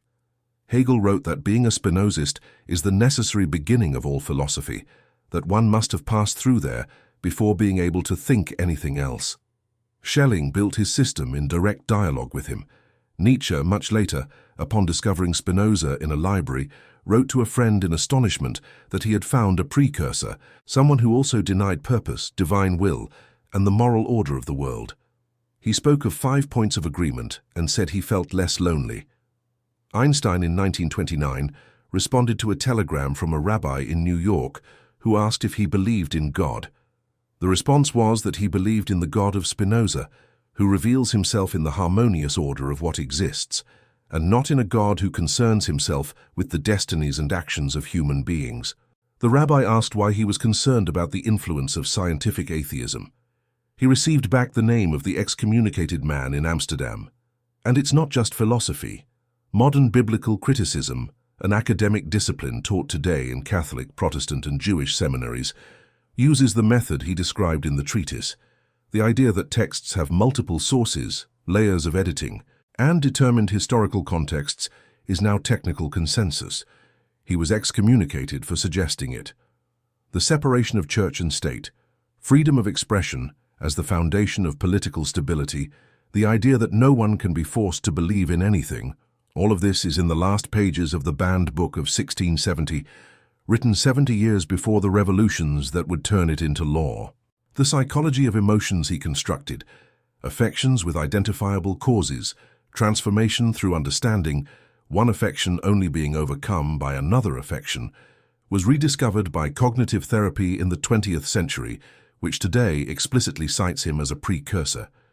Neuroscientist Antonio Damasio dedicated an entire book to showing that the Spinozan description of the relationship between body and mind anticipates what neuroscience has come to confirm, that emotion and cognition are not separate systems, that bodily states and mental states are the same event seen from two angles.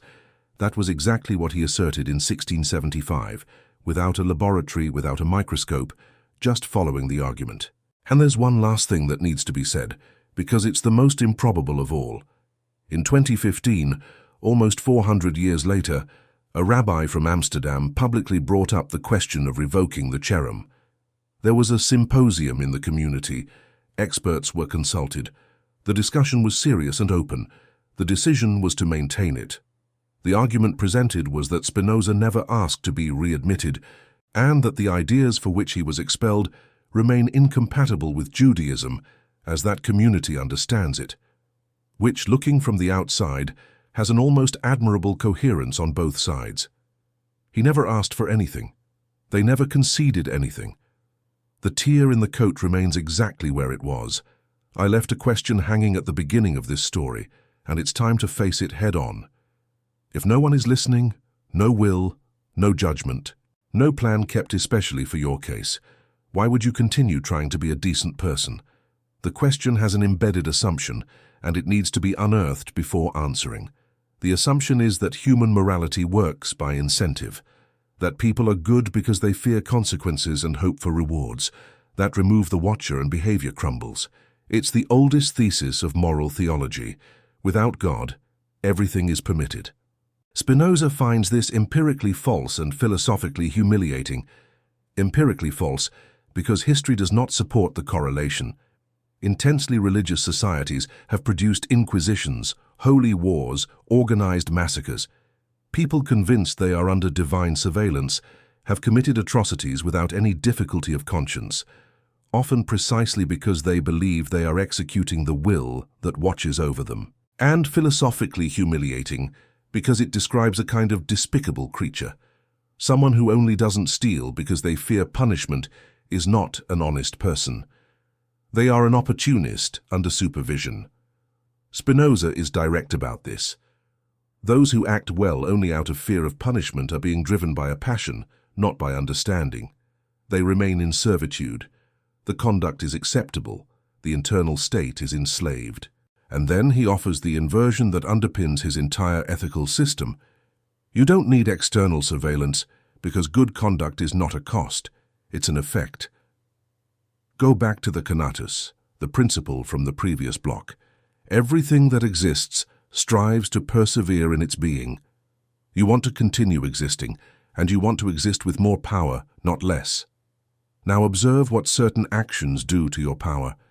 Hatred consumes. Holding a grudge against someone for years requires constant attention dedicated to an object that diminishes you. You carry the person inside your head, revisit the scene, rehearse responses you will never give. They live their life. You work for them, for free. Envy is even worse because it is sadness produced by the joy of others. That is, a mechanism that transforms the good that happens in the world into harm for you. The better the world gets, the worse you feel. It's structural self-sabotage. Lying requires maintenance. Each false version needs to be remembered, protected, harmonized with the others. It's a parallel accounting that consumes mental capacity that could be elsewhere. The fear of others' judgment subjects you to people whose opinion you don't even respect. None of this needs divine punishment. The cost is already embedded in the operation. And on the other side, the same logic. Spinoza asserts that nothing is more useful to human beings than another human being guided by reason, not out of sentimentality, out of arithmetic. Two people who cooperate can do what neither can do alone. A society in which people trust one another produces more, protects more, and suffers less than one in which everyone watches each other. Honesty is not a sacrifice you make for others. It's the condition for relationships in which you don't need to expend energy on distrust. Generosity is not a moral debt. It's an investment in the only thing that reliably increases your power, people around you who are also well. And that's why the phrase from the previous block is the core of everything. Beatitude is not the reward of virtue, but virtue itself. You are not happy for having been good. You are good for being happy. Because those with high power do not need the small mechanisms. Resentment, pettiness, revenge, humiliation of others. These are strategies of those who are diminished. They are what weakness does to feel big for a moment. No one in a full state needs that. Now an honest test, because this theory is too beautiful to pass without examination. And what about the successful scoundrel? The guy who lies, exploits, betrays and prospers. Who sleeps well? Who dies old, rich and honored? Everyone knows at least one. Spinoza does not have a comforting answer, and he is honest enough not to invent one. He does not say that this person secretly suffers, does not promise later accountability, does not suggest that the universe settles the score. What he says is something else, and it's more uncomfortable than any promise of justice. That person does not have access to what is best in human life. They live in a world where no one is trustworthy, because those who manipulate know that everyone manipulates and project their own structure onto all relationships. They never know if they are loved or tolerated for convenience. They spend their entire existence maintaining position. And they do not know the only state that Spinoza considers truly high, the joy of understanding, which is free, which does not depend on comparison, which cannot be taken away by any competitor. The scoundrel won the game. The problem is the game he chose to play. This is not justice. Spinoza is not promising justice. He is merely describing what that life contains and what it does not contain. And here it is necessary to be clear about a point that many people misunderstand in him. None of this implies passivity in the face of evil. Spinoza wrote an entire political treatise on the necessity of institutions, laws, and organized power. He does not believe that people will behave well spontaneously. Most live dominated by affections they do not understand, and a society without structure would be destroyed by them. Understanding why someone acts badly is not a reason to let them continue. Determinism eliminates personal resentment, not practical response. The difference lies in the internal state of the responder. You can stop someone driven by hatred, and in that case hatred governs you. Or you can stop the same person because you understand the harm and act accordingly without your inner life being occupied by it. Same act, completely different states. And there is a final consequence that often goes unnoticed, and which is perhaps the most generous gift this philosophy offers. The end of guilt. Guilt, in Spinoza's system, is sadness accompanied by the idea of oneself as the cause. It's you diminishing your own power based on a reconstruction of the past in which you could have been another person at that moment. But you couldn't have. In the exact conditions you were in, with the information you had, the fatigue you carried, the fears no one chose to have. That was what was going to happen. This is not an excuse. It's a diagnosis. Because remorse does not produce improvement. It produces paralysis. The person consumed by guilt is a person with less capacity to act well now, not more. Spinoza is explicit. Regret is not a virtue, and those who regret are doubly unhappy. First for the act, then for the sadness the act causes them. What he proposes instead is more difficult and more useful, to understand exactly what happened, to understand why it happened, and to change the conditions so that it does not repeat. Understanding instead of punishment, even when the defendant is you. And it is here that something begins to become visible, and that only appears when looking at the entire system at once. A man who lost family, community, language, and name at the age of 23 built a philosophy in which resentment is irrational, guilt is useless, no one chose to be what they are, and the only appropriate response to the world is to understand it. This is not coincidence, and it is not coldness. It is the work of someone who needed, very concretely, a way not to spend the rest of his life hating the people who expelled him. He found it. There is a question that no one asks about Spinoza, and that may be the most interesting of all. What was he like? Not the system. The man. The subject who climbed the stairs to the rented room, who lit the pipe, who had to deal with toothache and bills. The philosophical texts say nothing about this. They are the most impersonal thing ever written. But there are the letters. 88 survived among sent and received, and in them appears something that the ethics completely hides. In them he is a person. Start with the most revealing correspondence of all, with a young man named Albert Berg. Berg was the son of an important family from Amsterdam, had frequented Spinoza's circle, admired him. He traveled through Europe. He arrived in Italy, and there he converted to Catholicism with the specific enthusiasm of the newly converted. He then wrote a letter to his former master. It is an extraordinary document of youthful arrogance. He accuses Spinoza of pride, of being deluded by the devil, of being miserable and blind, and urges him to convert before it's too late. He asks how he dares to consider himself superior to all the doctors and martyrs of the church. Spinoza's response is one of the best letters of the 17th century. He begins by admitting that he almost did not respond, and says he does so only out of the friendship he felt for the young man. Then he dismantles the argument piece by piece, without raising his tone even once. Regarding the argument of antiquity and the multitude of martyrs, he notes that the Jews can present an older tradition and a proportionally greater number of martyrs, and asks if Berg then intends to convert to Judaism. About the organization of the church, he comments that the order, duration, and extent of an institution only prove that it is well administered, not that it is true. And in the end, when he could close with a humiliation, he does the opposite.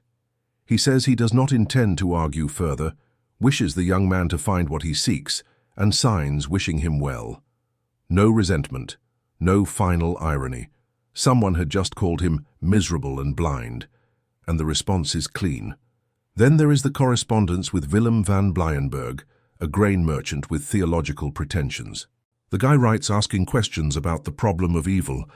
Spinoza responds at length with considerable patience. Blijenberg writes again, and it becomes clear that he is not interested in understanding. He is looking for material to condemn. Spinoza notices. And the letter in which he ends the exchange is a small masterpiece of courteous firmness. He explains that he realizes that the two start from incompatible assumptions, that continuing would be a waste of time for both, and that therefore he prefers to stop there. No insult, no door slammed.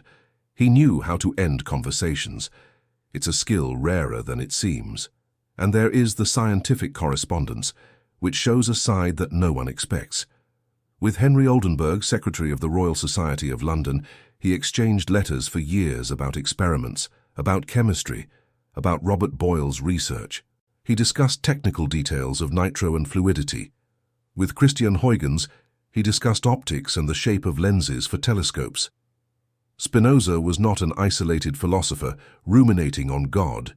He was connected to the European scientific network, opining on concrete experiments, being taken seriously by people doing cutting-edge science. The curious detail is that he often disagreed with the experimentalists. He thought that accumulating observations, without a deductive structure, did not produce true knowledge. In that specific point, history proved the others right. But the fact that he was in that conversation and was responded to says a lot about his real position in the intellectual world of the time. And then there is the strangest episode of his life, which almost no one tells. In 1673, the French army occupied part of Holland. Spinoza received an invitation to visit the French headquarters in Utrecht, made by the Prince of Condé or someone from his court. He went. He crossed enemy lines in wartime to talk with the French about philosophy. When he returned to The Hague, rumors spread that he was a spy. A crowd gathered in front of the house where he lived. The account that remains comes from the owner of the house, Van der Spijk, who was terrified. Spinoza is said to have told him not to fear, that he would go out to speak with the people, and that many of the most respectable citizens of the city could attest to who he was and what he did. There was no lynching, the crowd dispersed, but the episode illuminates something important. The man who wrote about serenity did not live in a tranquil world. He lived in a republic at war, in a year when a crowd in The Hague had lynched and dismembered two important politicians in the street, the De Witt brothers, one of whom was a political protector of people from his circle.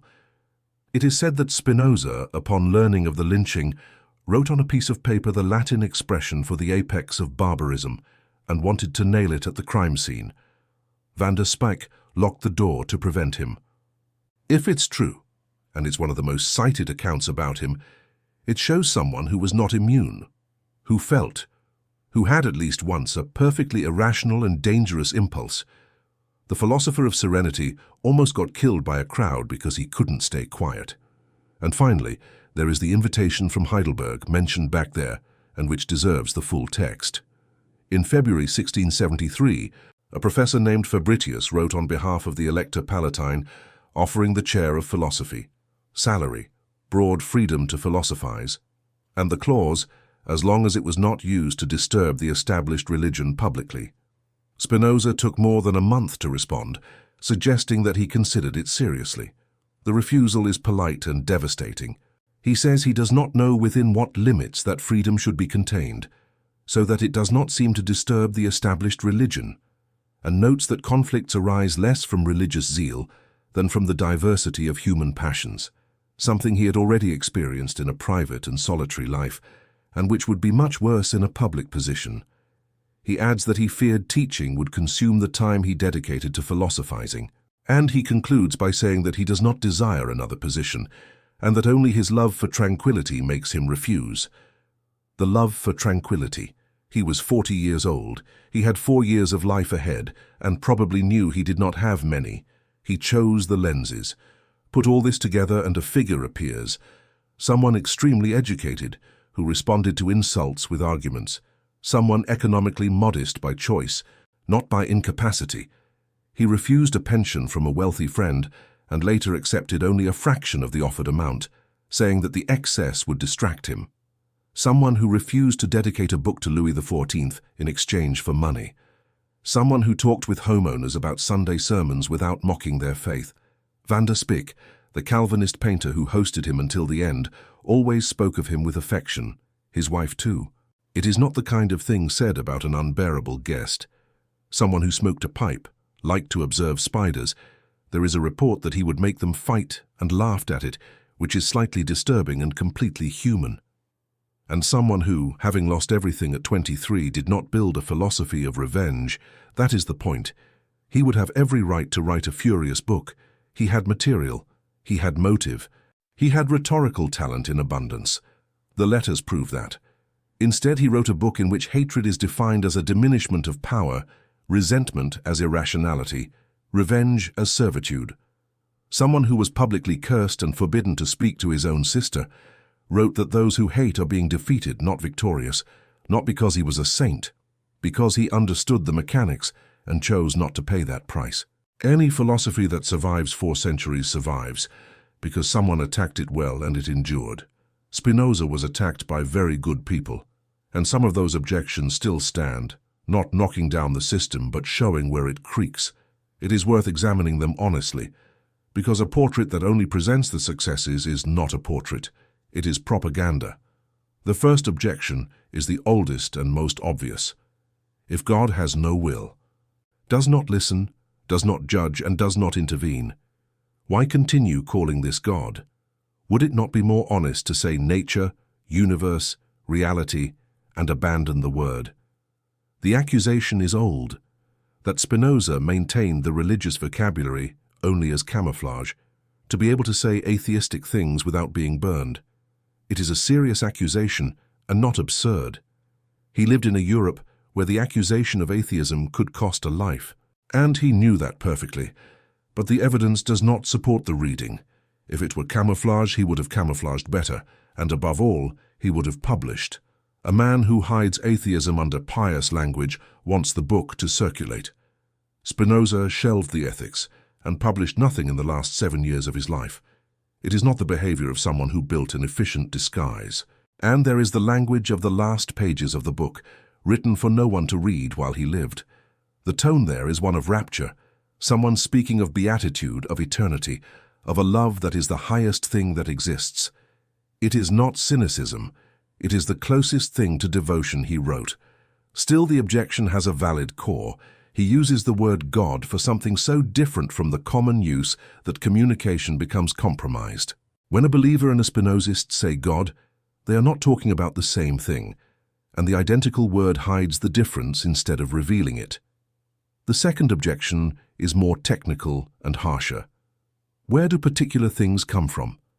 The system begins with an infinite and necessary substance, all right, but the world is made of finite, specific, contingent things. This table, that dog, you. How does something absolutely infinite produce specifically this and not another thing? Spinoza answers that finite things are determined by other finite things in an infinite chain. But the critic insists, and the whole chain. Why does this series of events exist and not another? The Spinozan answer is that it could not be otherwise. Everything that is possible is necessary. But this resolves the problem by decree. It asserts the conclusion instead of demonstrating the derivation. Hegel formulated the criticism memorably, saying that in Spinoza's philosophy, particular things are swallowed by the absolute, as if everything disappears into a single abyss. The infinite is clear, the finite is not properly explained. It is probably the most real technical hole in the ethics. The third objection is the one that hurts the most in practice. If no one is free, how to hold someone accountable? Spinoza responds, as seen, that punishment is not revenge but protection of the collectivity. It is about containing harm, not retribution of blame. It works on the institutional level. But there is a residue that he does not entirely resolve. There is a difference that we all perceive between someone who pushes another person down the stairs willingly and someone who pushes them by stumbling. In both cases, the causes are prior.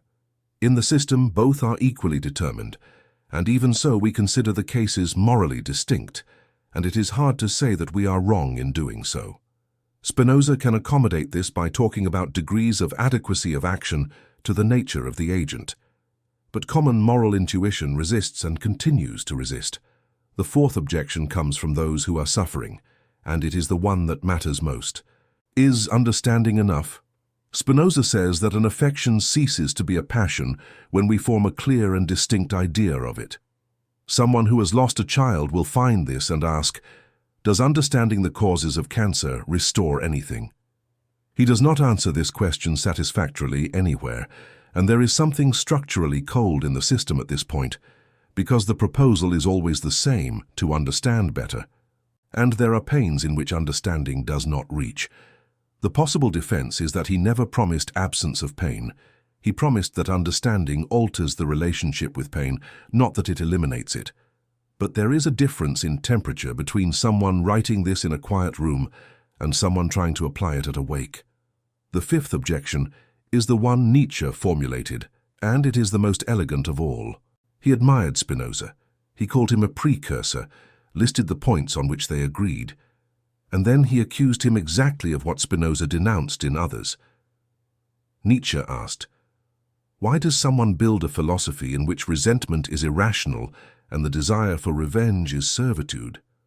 Perhaps because he could not take revenge, a man expelled, isolated, physically fragile, with no power over those who had destroyed him.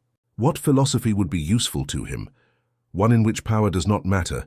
Revenge is a sign of weakness and serenity is victory. Nietzsche called this making necessity a virtue, transforming impotence into moral superiority. The accusation is serious, and it is impossible to definitively refute it, because psychological motivations cannot be proven. But there are two things to say. The first is logical. Even if the motivation were this, the argument stands or falls on its own. Where an idea comes from does not determine whether it is true. Nietzsche knew this better than anyone, and used the genetic argument nonetheless, because it was rhetorically devastating. The second is biographical, and it is more interesting. Spinoza had real opportunities to escape the position of impotence. He was invited to a chair at a prestigious university. A lifelong pension was offered by a wealthy patron. He could have dedicated a book to Louis XIV and received royal support. He refused everything. Someone who makes necessity a virtue accepts the exit when it appears. He refused the exits, repeatedly, in writing, with justifications coherent with his own system. This does not prove that Nietzsche was wrong about the psychological origin, but it complicates the story quite a bit. And there is a sixth objection, which almost no one formulates and which may be the most serious of all. Is the system humanly practicable? Spinoza admits this in the last line of the Ethics. The path is arduous, and therefore very few walk it. But admitting is not resolving. An ethics that only a handful of people with time, silence, and exceptional intellectual capacity can practice has a serious limitation. The person who works 12 hours a day, raises children alone, and sleeps 5 hours will not reach intuitive science, not for lack of merit, for lack of material conditions. The traditional religious consolation, with all its flaws, is accessible to anyone. The Spinozan beatitude requires a life that most people do not have. There is a tension here that he does not face. A system that locates salvation in knowledge ends up, unwittingly, distributing salvation according to the distribution of intellectual opportunity. None of these objections topple the edifice, but together they show something important. Spinoza is not a final answer. It is a system with extraordinary strengths and identifiable cracks, which continues to be discussed precisely because the cracks are interesting. And this, ironically, is exactly what he would have wished. A man who wrote that one should not ridicule, lament, or detest, but understand, would not have wanted disciples repeating his propositions. He would have wanted people looking for where he went wrong. The practical question remains, what does a person do with this on Monday morning? Because everything that has been said so far is conceptual architecture, and conceptual architecture does not pay bills, does not fix relationships, does not make anyone sleep better. Spinoza wrote a book called Ethics, not Metaphysics. The title is a declaration of intent. He wanted that to serve. So let's go to what remains when the technical vocabulary is removed. The first thing is a question that replaces another. In any difficult situation, the human mind automatically asks, why did this happen to me? What did I do? What is the lesson? Spinoza proposes to replace it with, what are the causes? The first question has no answer and produces guilt. The second has an answer and produces action. Someone was fired. The old question seeks meaning. sign, test, message. The new question seeks mechanism. The sector was shrinking. The company lost a contract. That specific skill became obsolete. The relationship with a particular person deteriorated for identifiable reasons. The second list is useful. The first is a trap. The second thing is the treatment of emotions. The rule is simple to state. Do not ask if you should be feeling that. Ask where it comes from. Feeling is not a moral failure.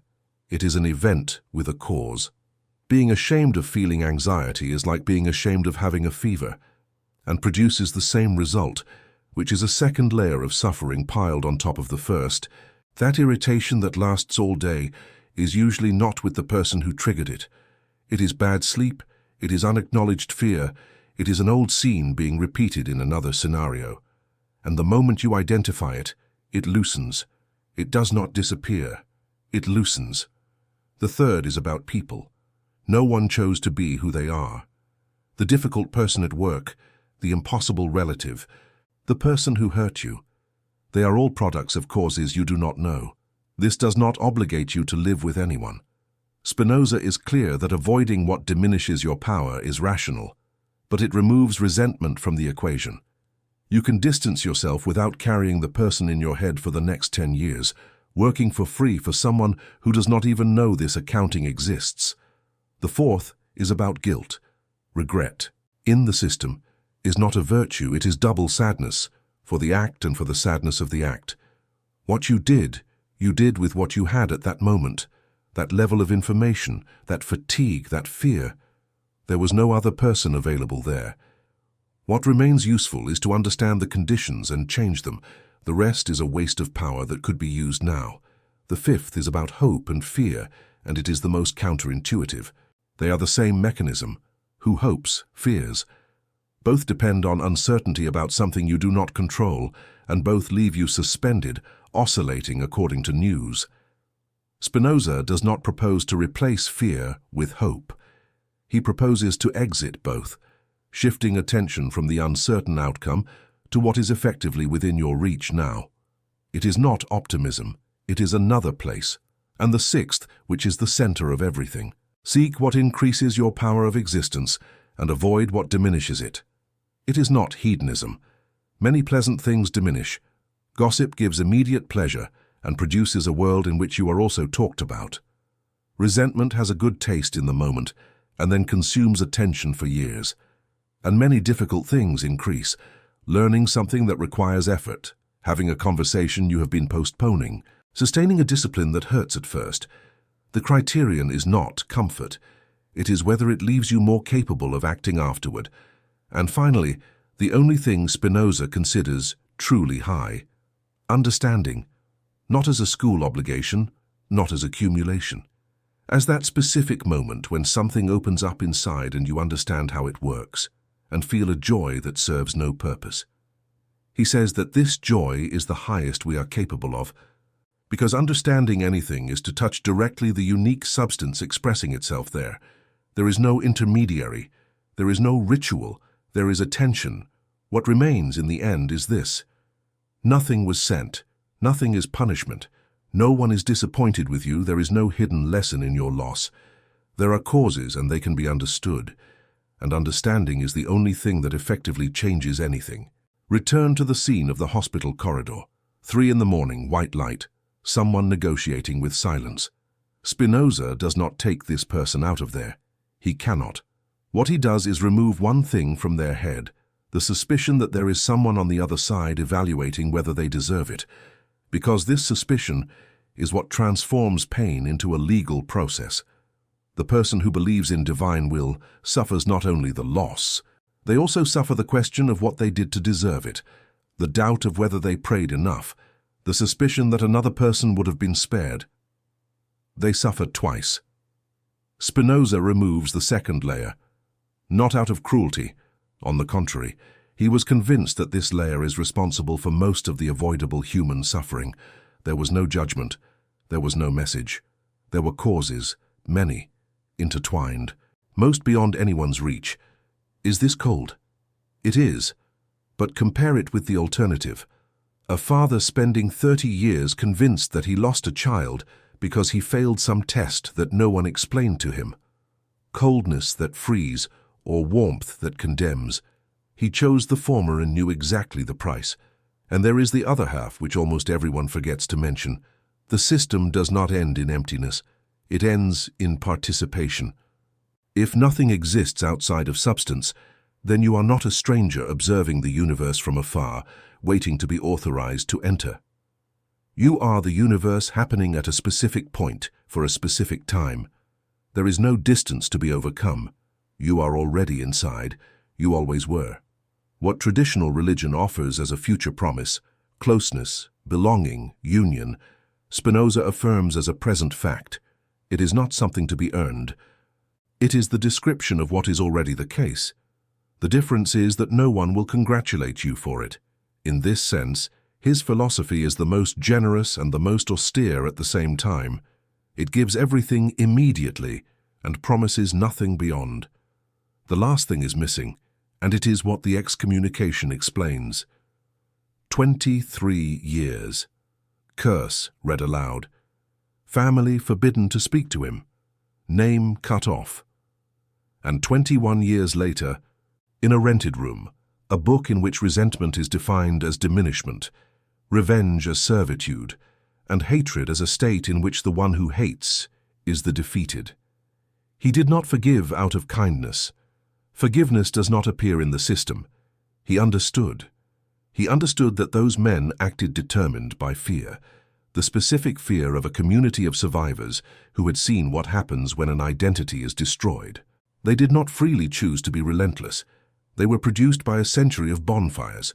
Understanding this did not restore the family, it restored his life. And this is the final answer to the question that has traversed this entire story. If there is no one listening, if there is no plan, if nothing happens for a reason, what changes? It changes that you stop waiting for authorization. There is no message to decipher, no test to pass, no approval to obtain.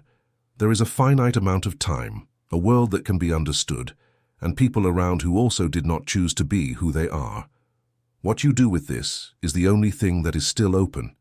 He made lenses, wrote a book that no one read while he lived, refused everything that would have made his life easier, and died at 44 in a borrowed room, without heirs, without disciples, without fortune.